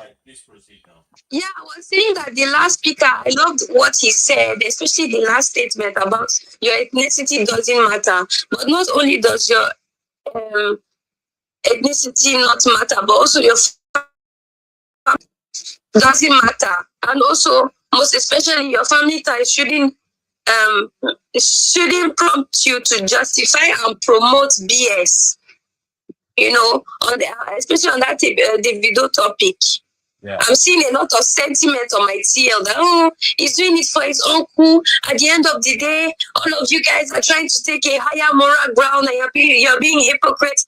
Okay, hypocrisy is human to everybody. So because we're hypocrites, we should now not call out BS again or what? Because of all of us are hypocrites. So when we see BS, we shouldn't point it out. Is that the thought process that we're going with? It doesn't make any sense. It does not make any kind of sense. And for those that always want to center familial sentiments, last time I checked, the blood of the covenant is. So we should stop separating emotions. Your sentiments and emotions can actually help you enhance your logic and vice versa. So that's what I wanted to contribute. Thank you, guys. Thank you so very much. Thank you very much. Thank you very much, Beatrice. We love your contribution. Please continue to join us, share, click like.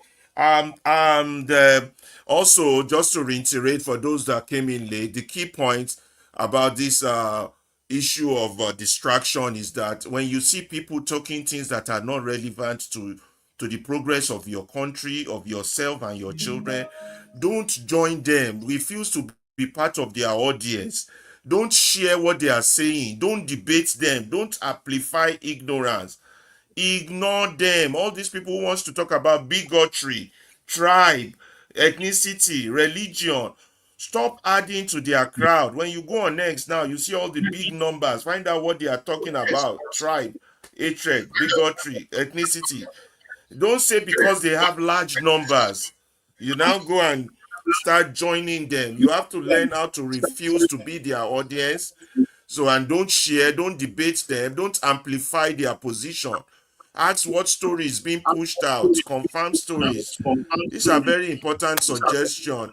And those who don't want to ask question directly, force them to answer the question, not evade, not start going on merry-go-round like all these Agbadorians do.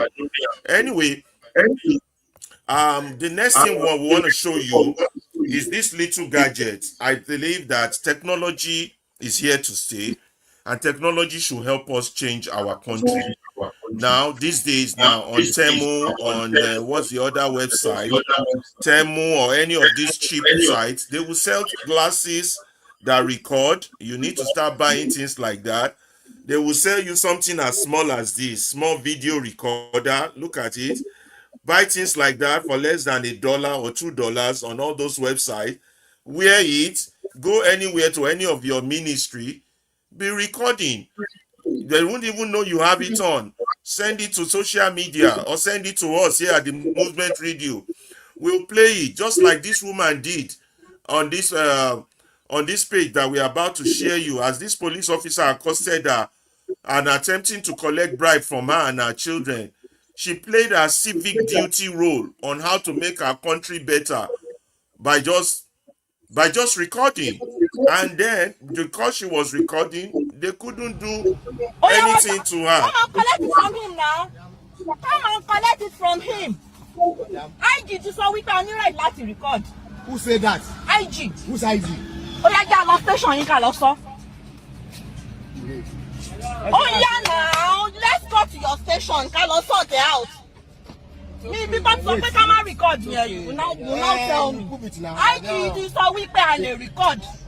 You record that IG just saw we pé a lè anybody have the right to record when you are parked and ask questions to have a proof. So if you're not telling me I don't have the right to record, then you have to tell me.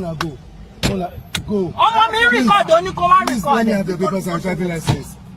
Oh, Lele. Ó dẹ̀ ń sọ pé kó má record. Gbọ́nà sì sọ yẹn fún yín. Òfin wo ló ní kí n má record?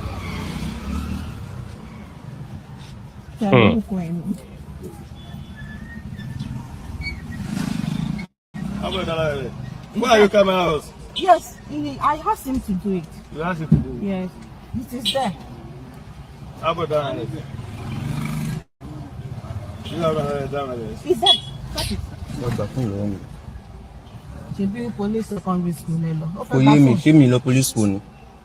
Ó lọ police school. Ó yá kọ́ọ̀nù. Ó yá gbà lọ́wọ́ ẹ̀ náà. Ṣé bó fẹ́ gbà Kò ní? yé mi. Kẹ́tẹ́ bá ti máa ń lọ fẹ́ lọ gbé machine ẹ̀ ní ó ń lọ. Ó ń sọ̀rọ̀ pé ta ni ta lélẹ́yìí tó ń rìkọ́dù. Mo gbọ́ nǹkan tó sọ náà. Ẹ náà ó ní láì dájú pé. No, kò kàn náà ṣe bí ẹ̀yin ni mo ń bá sọ̀rọ̀.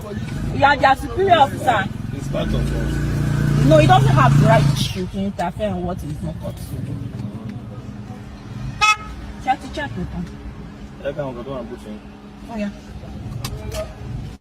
Ẹ kàn ló ṣe fún wọn ṣe bí wọ́n ṣe fún. No. Má ṣe fún.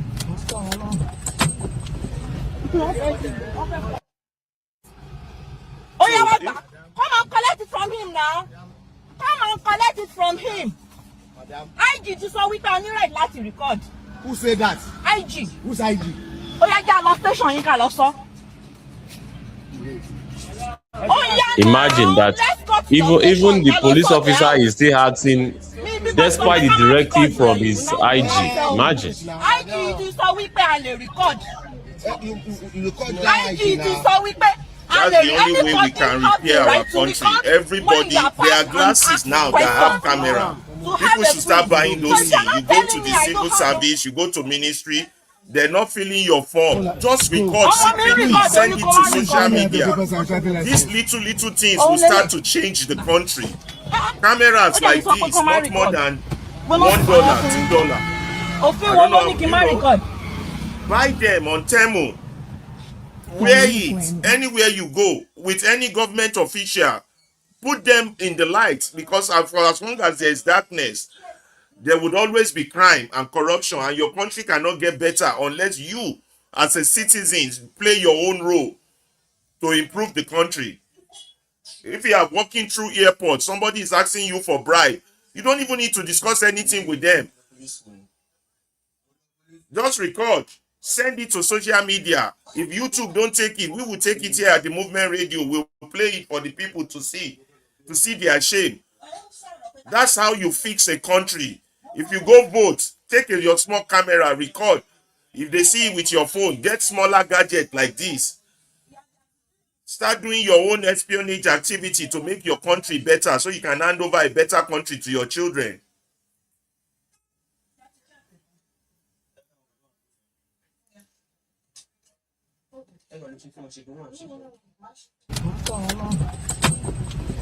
Kudos to that woman for doing the right thing.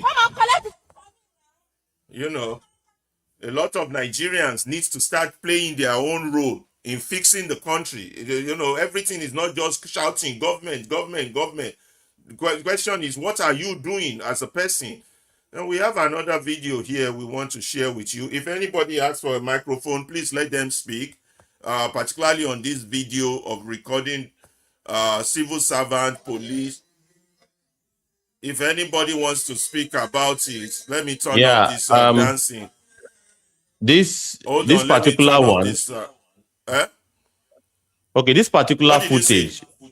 I think this particular footage is actually a phone recording.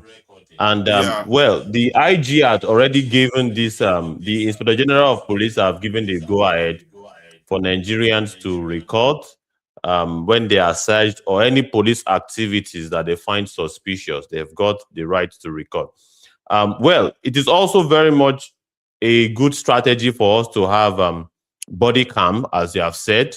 Let Nigerians buy the body cam. I have also.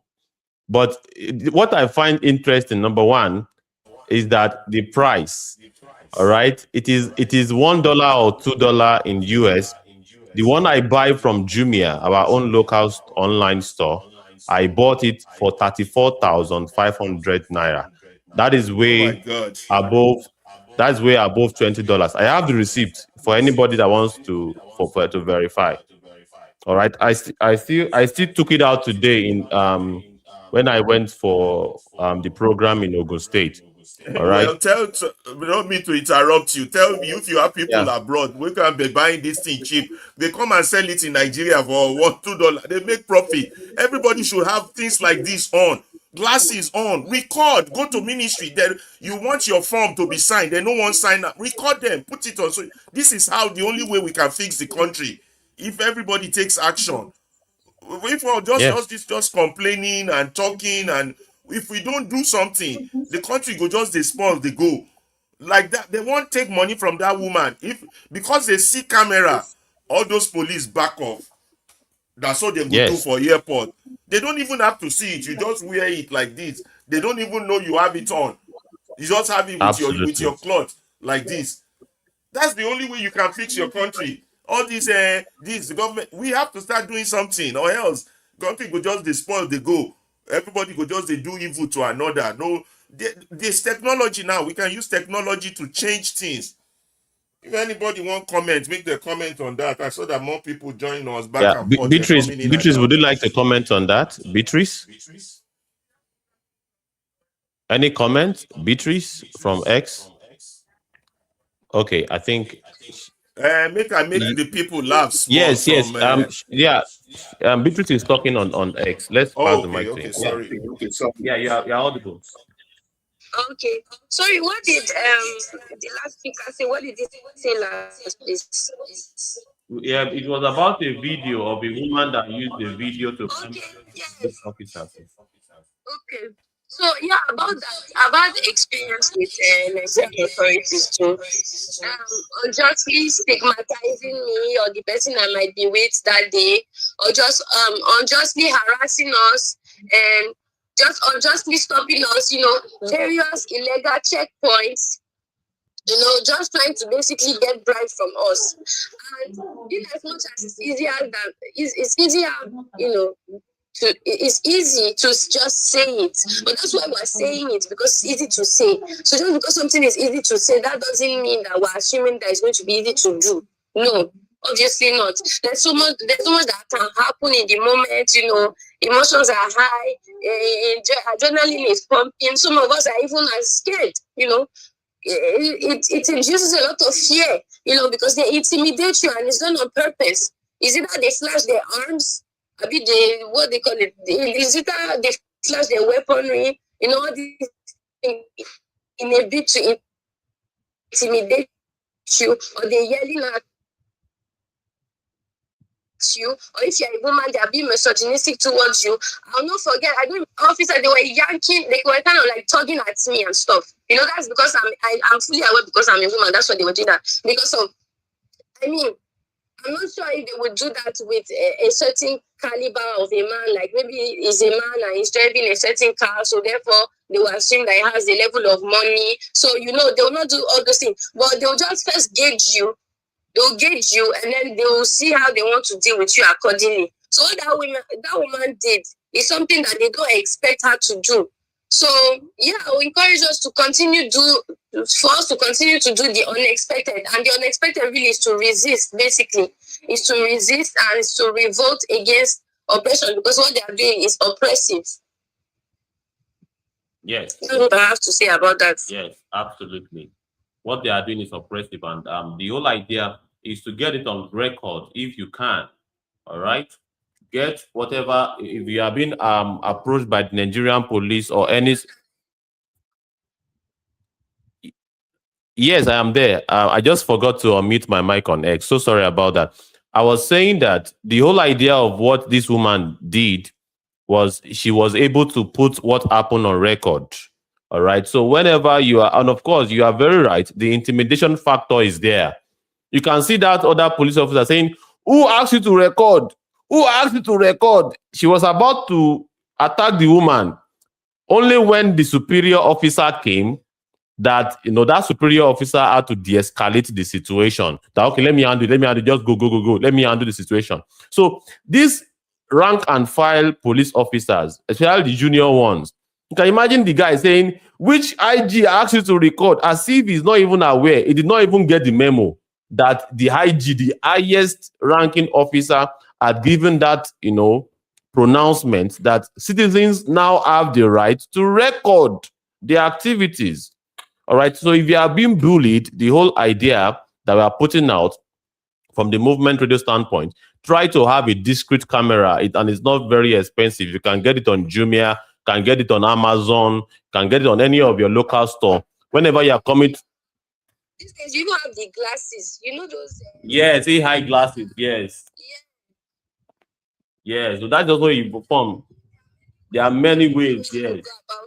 There are many ways to go about it, but even but it's important to note that in as much as we understand that recording is a tool in effort to defend ourselves against injustice, sometimes they'll take it away from you. Yeah, because I remember, when I was trying to renew my Nigerian passport, the first thing they do is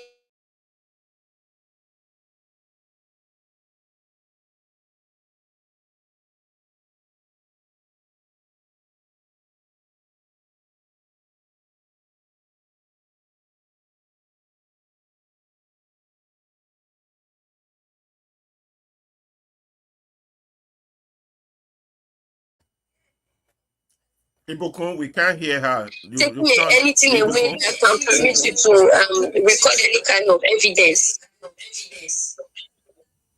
Yeah, that is really messed up. She was you talking about when she was trying to record. Yeah, let me. They lost us in the studio. Let me just quickly recount what you said. Within 10 seconds when they lost us in the studio, she was saying that it is very, very, the real problem. Yeah, is that even when you try to record, they can snatch the device from you if they detect that you are recording them. That is why it has to be discreet. You have to use a That's why we have discreet. to be That's why buying all these discrete cameras. You just wear them on when you're going yes, to the ministry, when you're going to the civil service, when you're having any engagement with any government official. You must wear your camera. You have to use the technology and internet to make your country better. And once you yes. download it to YouTube. If YouTube don't take it, send it to organization like us or any other organization, the Sahara Reporter, any organization. If you don't put light into darkness, the country will not get better, and everybody must play their role.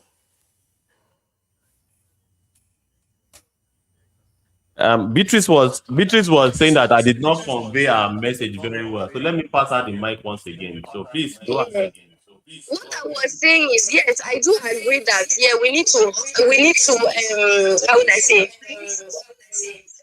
how would I call it now?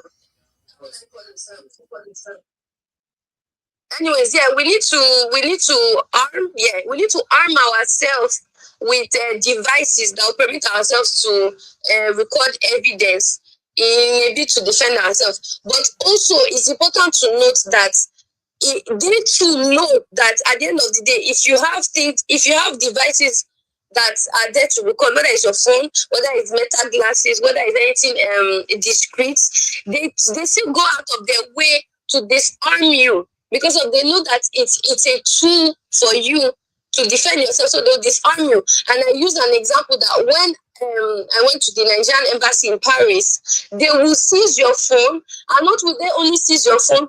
There's this kind of like detector, whatever. They will use it to now scan your whole body to see if there's any other kind of electronics on you. Then if you have any electronics on you, they will not take that one to seize it. Wow. And then they'll usher you into the building that, okay, now you can go and sit down. Wow. So did you get that, Mr. Laba, that even in Nigerian embassy, they they have a way of disarming people and stripping them of every discrete devices. What do you think about that? Well, we just have to keep trying. I know there would be, but all I know is that technology is here. We have to use it to fight the system. We have to keep trying. Yeah, I have one comment, one more comedy. One, I have a few more videos. One comedy. I don't know if anybody. I don't want to interrupt anybody that wants to speak or continue to speak. So, if you can please let me know if anybody wants to speak.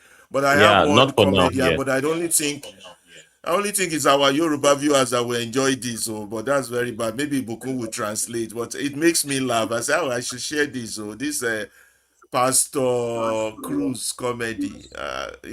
Nigerians are very talented though, and we have to portray their talents sometimes for our people. Then after that, I have another point from another lady, and then I'll share that. Let me share this one. See, make people laugh a little bit. So we're not all just serious, serious, serious, serious matters. Okay, we can laugh once in a while.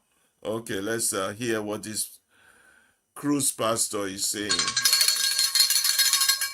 Amen. Amen. Hallelujah, sir. Hallelujah, Daddy. Evangelist Bola. Daddy. See where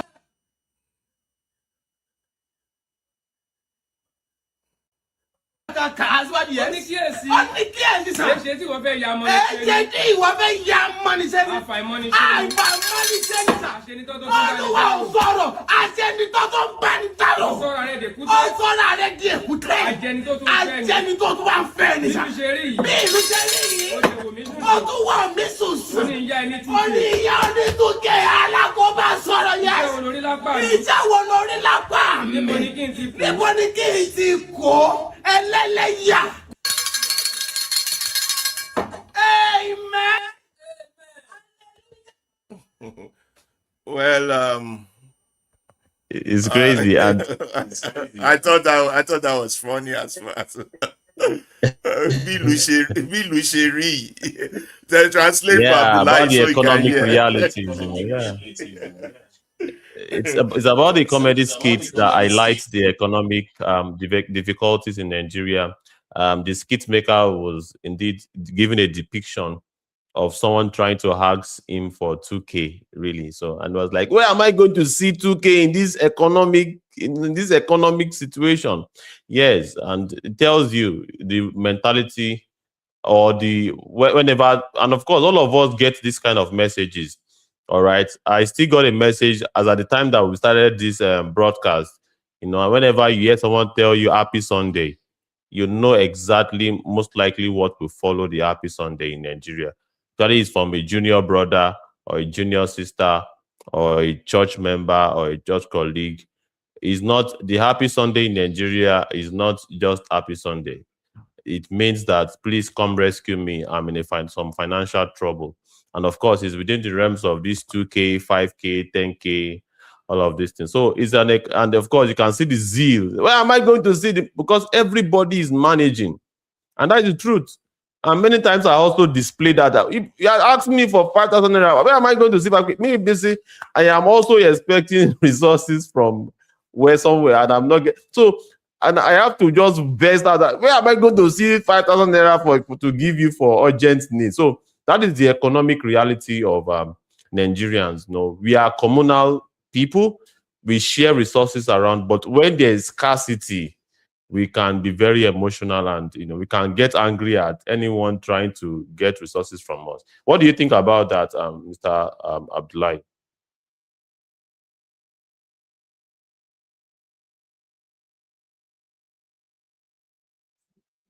I think you are frozen again. Can you hear me, Mr. Abdullahi? Wow, his network is really hard to Sorry, know. my Maybe network died. okay. It's crazy. Yeah. Yeah, Did you get regarding my the camera interpretation? issue. Yes, I get it. I get your interpretation, and I can relate. It's something that is almost connecting to all of us. So we have to that's the economic reality, and that's what is in everybody's household, in everybody's situation. So we just have to bear with it. And the only way we can solve this problem is getting good governance. When we challenge what is making us to be like that, when everybody has something doing, when everybody has what like helping him to survive, definitely will go a long way in solving this problem. And I want to take us a little bit back regard what we were discussing. Then my network is very crazy. So, and the camera issue, there is a way that I think, despite being like, I know how high-handed our security of personnel can be when you said you are going to record, or maybe even if you are using some discrete cameras. But I think we can't stop doing it. We have to keep doing it, in as much as, because the more we do it, the more it becomes normal. Then the more they become scared. Even if maybe when they caught like 20 people with it, they will say, ah, we don't know who is next that is coming with it. So at least that fear will make them to reduce. And it's not only with the security that you go to various offices. A lot of things happen in various ministries, departments and agencies. You can use that to also record and expose a lot of things that are happening within the system. We can't say because we are being intimidated, we are being humiliated, we are being attacked, and our gadget being destroyed by the security or by either one or two people who will stop it. Yes, are we happy with what is happening? We are being, even with us not doing it, we are being intimidated, because I have a lot of experience with securities, and even not aware, as far back as 2010, as far back as 2008, I have a lot of experience with a lot of security personnel. So it's not something that we can say that we will stop it. No, we have to do it despite the situation, despite, or them too, they are just acting to be like complicit in the system. But we are suffering together, because what they are earning is far much more, is far lower than what they should be earning.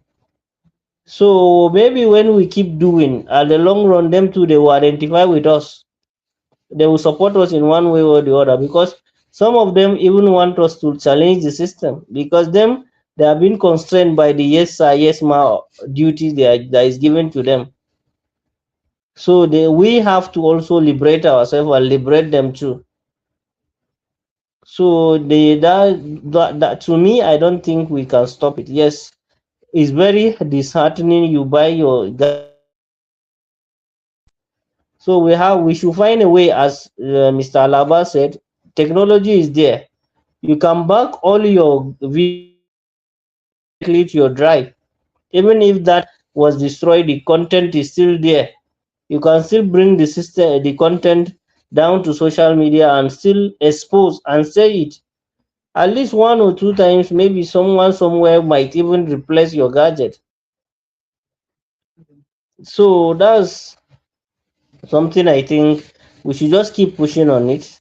Definitely we will overcome this situation, but we can't allow it to continue. That's my take.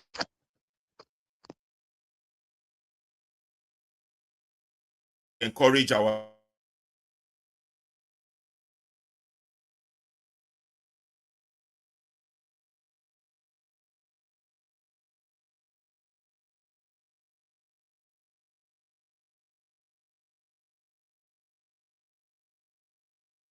Your mic is muted. Your mic is muted. Can you unmute your mic? Oh, sorry. Okay. Yeah, okay. Sorry about that. So what I say is that we have to keep encouraging our people to start getting these small technological gadgets, hidden ones, wear it anytime they are engaging anyone in government, anyone in authority, they record it. Because if criminality is not brought to light, it creates impunity, and impunity that is persistent in a community destroys the community, and that's why we are all suffering. So we all have to do our part. And those who are interested in business, come abroad, buy it cheaply from the Chinese, from the Japanese. If it's expensive with the Americans, buy it, bring it in, sell it to Nigerians. Everybody start protect. That's your own protection. Expose crime, expose evil. If evil is kept in the shade, it will continue to grow. So if you don't do your part, don't be afraid that they just do your part. That's the only way the country can get better. You know, record, expose. That's what technology is for. That's what the Western world is using it for. We too have to start using it for ourselves. That's what we are doing. The movement radio is the use of technology. This conversation we are having, You can hear us, you can hear good articles, you can hear good things. And what you hear is what you become. So you can start to change. That little change in your niche would help the country a lot. So we got this video from this young lady who's giving us advice. We're going to share it with you, and then we're going to go back to talk about the issue of that WAEC West African exam, and also the issue of Carter Efe's prostrating down on the streets of London because somebody gave him something and somebody was trying to disgrace him, that they are the people spoiling Nigeria, and then somebody wrote a counter to say, no, it's you, the educated people, that are spoiling Nigeria. It's not Kata Efe, not the Olodo uprising, but you, the educated people who are miseducated and portraying Olodoism. So let's hear this lady first, and then we'll continue from there. I know we're running out of time, but those are the odd things we're going to get done. Let's get it done. If you're African, I want you to listen to what I have to say right now, okay? Give me the good ear and listen very carefully because this is the wake-up call that we all need, okay? African intellectuals have told us for decades what our problems are. Colonialism, neocolonialism, tribalism, corruption, religion, etc. Please, we know exactly what issues have been holding us back, and yet we've done nothing with these sociological studies. We spent all of our time externalizing our shortcomings to the West that it has become a self-fulfilling prophecy. We continue to tell ourselves that we are weak and powerless to the neocolonial powers, so why even bother try to organize your societies and economies? Constantly dwelling on our shortcomings instead of focusing on concrete solutions feeds into an inferiority complex. The stronger nations will not one day decide to have mercy on us and stop exploitation. We have to raise ourselves up from our inferiority complex and use our intelligence and economic leverage to become powerful, serious nations. Oh, but there's more. Oh, brother, the reason I bring up China and Iran is because these are nations that were also affected by colonialism, Western meddling, and sanctions. However, because they are serious people, they found loopholes around predatory institutions like the IMF, UN, and CIA. Iran has been under sanctions for decades and still found a way to design and manufacture weapons that the US and Israel are currently struggling against. They are currently using the Strait of Hormuz as economic leverage. China found a way around Western meddling and influence by closing their country off from the world and building their nation in silence for decades. These are two nations who were/are weaker, and organize their societies and populations to their advantage to circumvent the predatory prey dynamic. Please tell me, which African nation has done that? We are failing an open book test decade after decade, still crying about the same things from the independence era of the 60s. The predator will never stop being a predator. That's not how power or the real world works. The prey has to figure out how to adapt and no longer become a prey. Be a prey. China and Iran did it, so it's clearly possible. If Africans decide to learn nothing from them, then we deserve our exploitation at this point. This is a wake-up call. This is a wake-up call. I hope you listened. I hope you understood at least a little bit. Please. Colonialism, neocolonialism, tribalism. That was a good message for our people. I hope they are listening. You know, we have to wake up and fix ourselves. Nobody's coming to save us. We're going to go now to this Kata Efe's lying down and somebody trying to criticize him, and somebody wrote a very powerful rebuttal to the Nigerian elite. So I'm going to share that with you. Okay. The sick client, one are not going to misbehave. More cross. And for our movement, life now movement. Shout, I don't overdo too much. People they look me, not only me black for year. Jesus Christ. Enter house, go. 25 so for you. You okay? Shall I go pursue me? Shall they go pursue me? 25 sub. Jesus Christ. Can't I see client? One are not going to misbehave. More cross. And for our movement, Life now movement shout. I don't overdo too much. People they look me oh, not let me blood for here. Jesus Christ. Enter house, go. So on Efe's behavior in the street of London, somebody's trying to criticize him, and then this guy called Shetruya Shinagolum wrote a very powerful rebuttal to that person, saying that he's not the one demarketing Nigeria or making Nigeria sound bad, although they are what's it the criminal and at the Aso Rock, what's his name, the one that was involved in that fake ministry too, was saying something about people in the diaspora demarketing Nigeria. It's unfortunate that, what an ironic statement from a criminal like him. But anyway, Chetuya Chinagolom, Chetuya Mat Chinagolom, somebody I like sharing his articles a lot on X, did write a rebuttal on people trying to criticize Efe on that London behavior or misbehavior, and I'm going to read it out loud quickly. People desperately need to stop attacking this young man as though he is the sole isolated individual stopping Nigeria from progressing. Yes, he is stupid, and so what is the so-called educated class actually doing for the material benefit of the country? Material benefit, liberation, and economic survival of every Nigerian. Hold on, I just want to check. Can you guys hear me? Ibokun?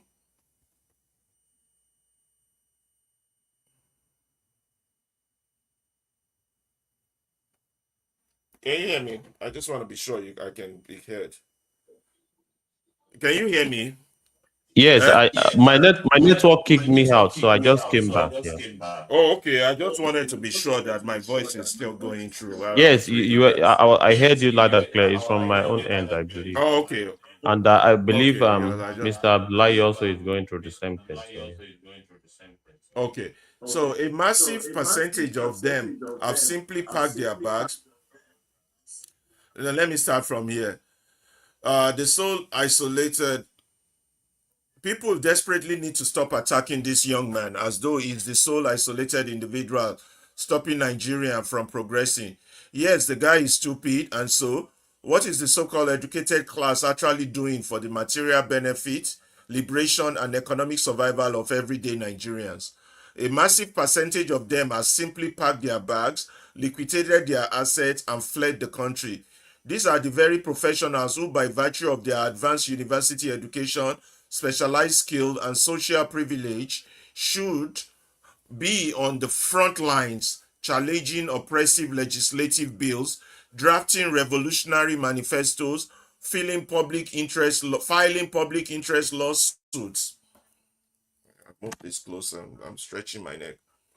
Drafting revolutionary and filing public interest lawsuit, issuing ultimatums and organizing the working class masses against the corrupt Nigerian state.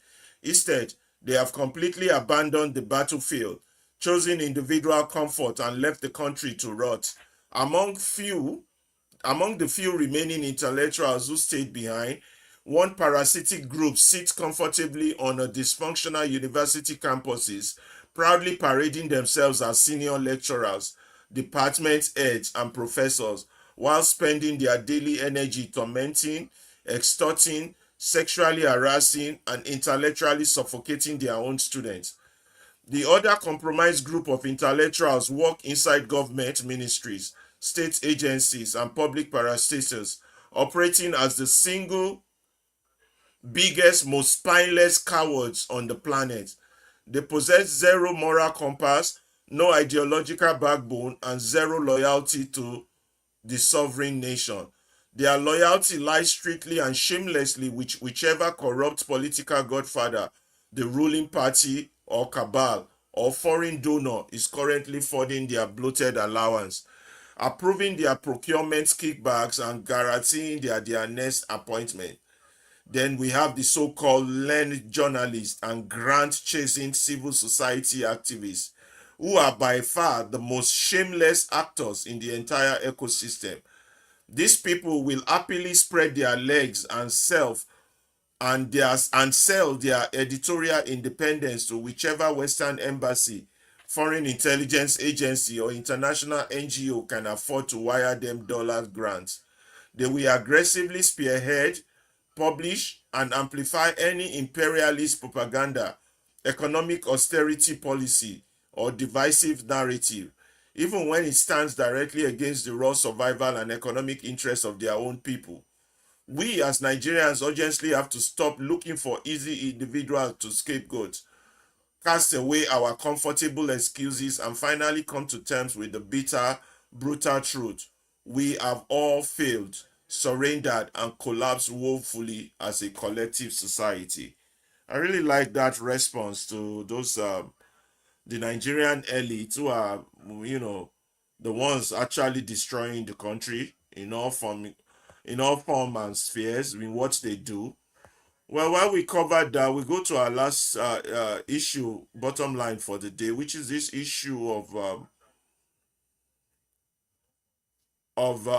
we've talked enough about the election, but first let's talk about the by their fruit we shall know them. Nefertiti on my X page please put this out. He said Remi Tinubu is an RGG pastor. Yemi Oshibanjo is an RCGG meaning Redeemed Church, or whatever that RCCG mean. Pastor Lawrence, EFCC chairman Olukayode is an RCCG pastor. Lawrence Bayode, INEC ICT director, is an RCCG pastor. Kayode Egbetokun, former inspector general, is an RCCG member. Dayo Israel, the National Youth of All Progressive Congress, is also an RCCG pastor. Now you know where Nigerian problems are coming from. They're coming from your so-called Redeemed Church and your man of dog, Pastor Adeboye.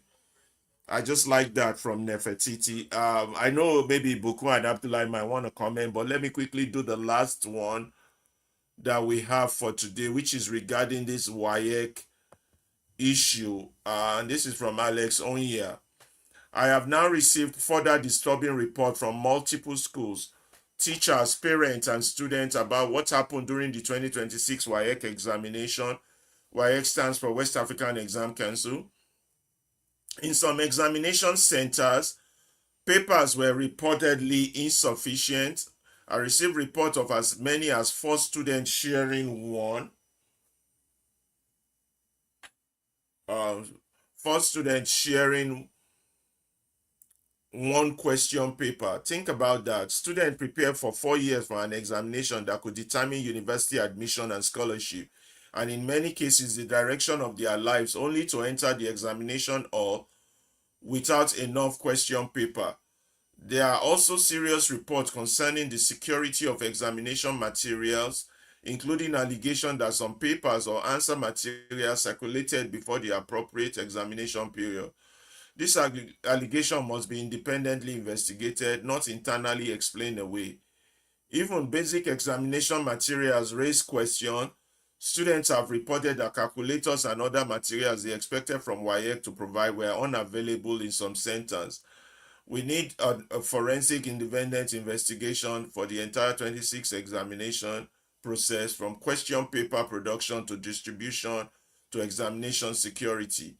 Making CBE system grading, result processing, and eventual release. WAEC should preserve and make available for scrutiny the examination record, subject to appropriate privacy safeguard. Provide candidates access to their script, including irrelevant paper. If an independent investigation established the systemic failure were serious enough to compromise the integrity of the exam, then Nigeria must prepare to consider every remedy necessary, including remarking, reprocessing results, and rescheduling affected papers, or the most extreme cases, invalidated affected exam. No institution is bigger than the future of millions of Nigerian children. Behind every WAEC result is a human being, a child waiting for admission, a scholarship that could disappear, parents who have sacrificed everything, a family whose plan may depend on those grades. This is why WAEC cannot be allowed to investigate WAEC and simply tell Nigerians that everything is fine. The Federal Ministry of Education, National Assembly, and other relevant authorities should urgently demand answers and establish an independent investigation to conduct and process the 2026 WAEC exam. If WAEC did everything correctly, an independent investigation will clear it. But if something went terribly wrong, Nigerians deserve to know what happened, who was responsible, and how many children were affected, and how their future will be restored.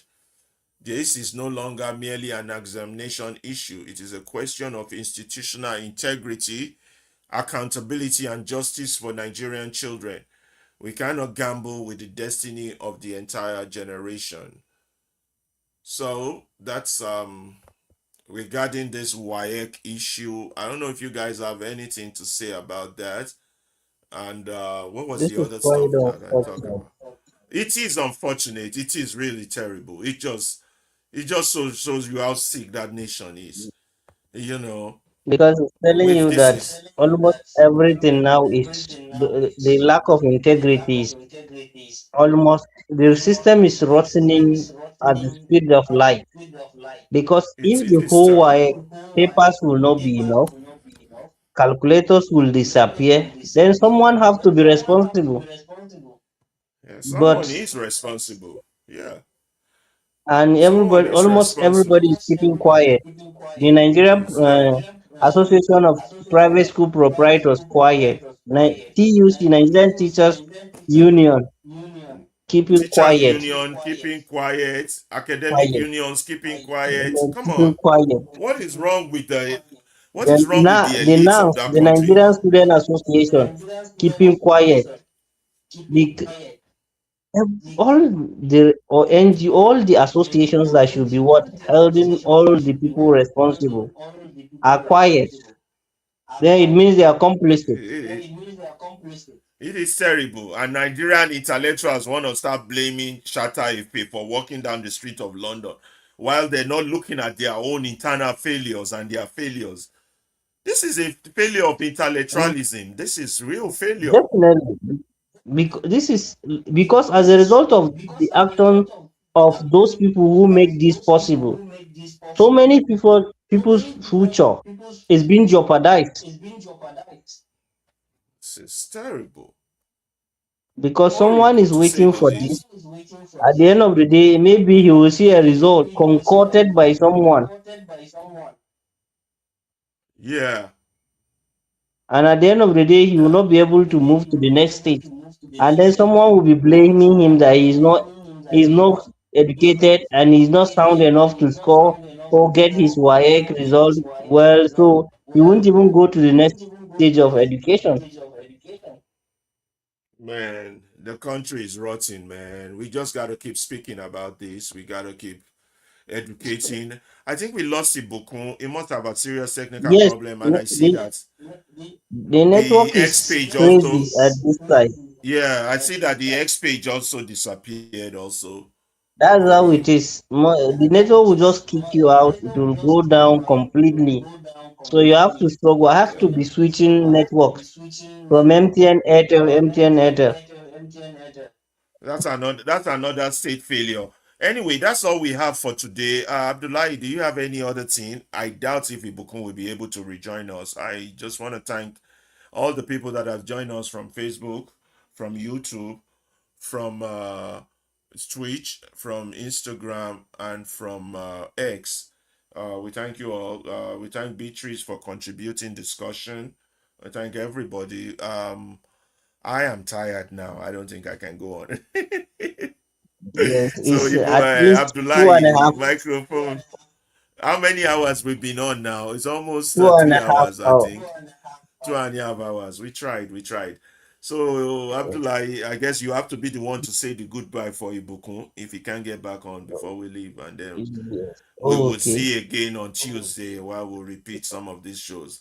Please, if you come in late or meet us in the middle, you take time out to go replay any of this show. We have it on YouTube, Facebook, Instagram. They are Mm-hmm. recorded. You can replay it. They are very educative, very informative, and something you can learn something and become better. The line will be enlightened. The mind will be enlightened. We're trying to free the mind change narratives and empower the minds and of Africans. So please go back, review, watch, click, share, like, and pass the microphone to Abdullahi Salusi for the final word.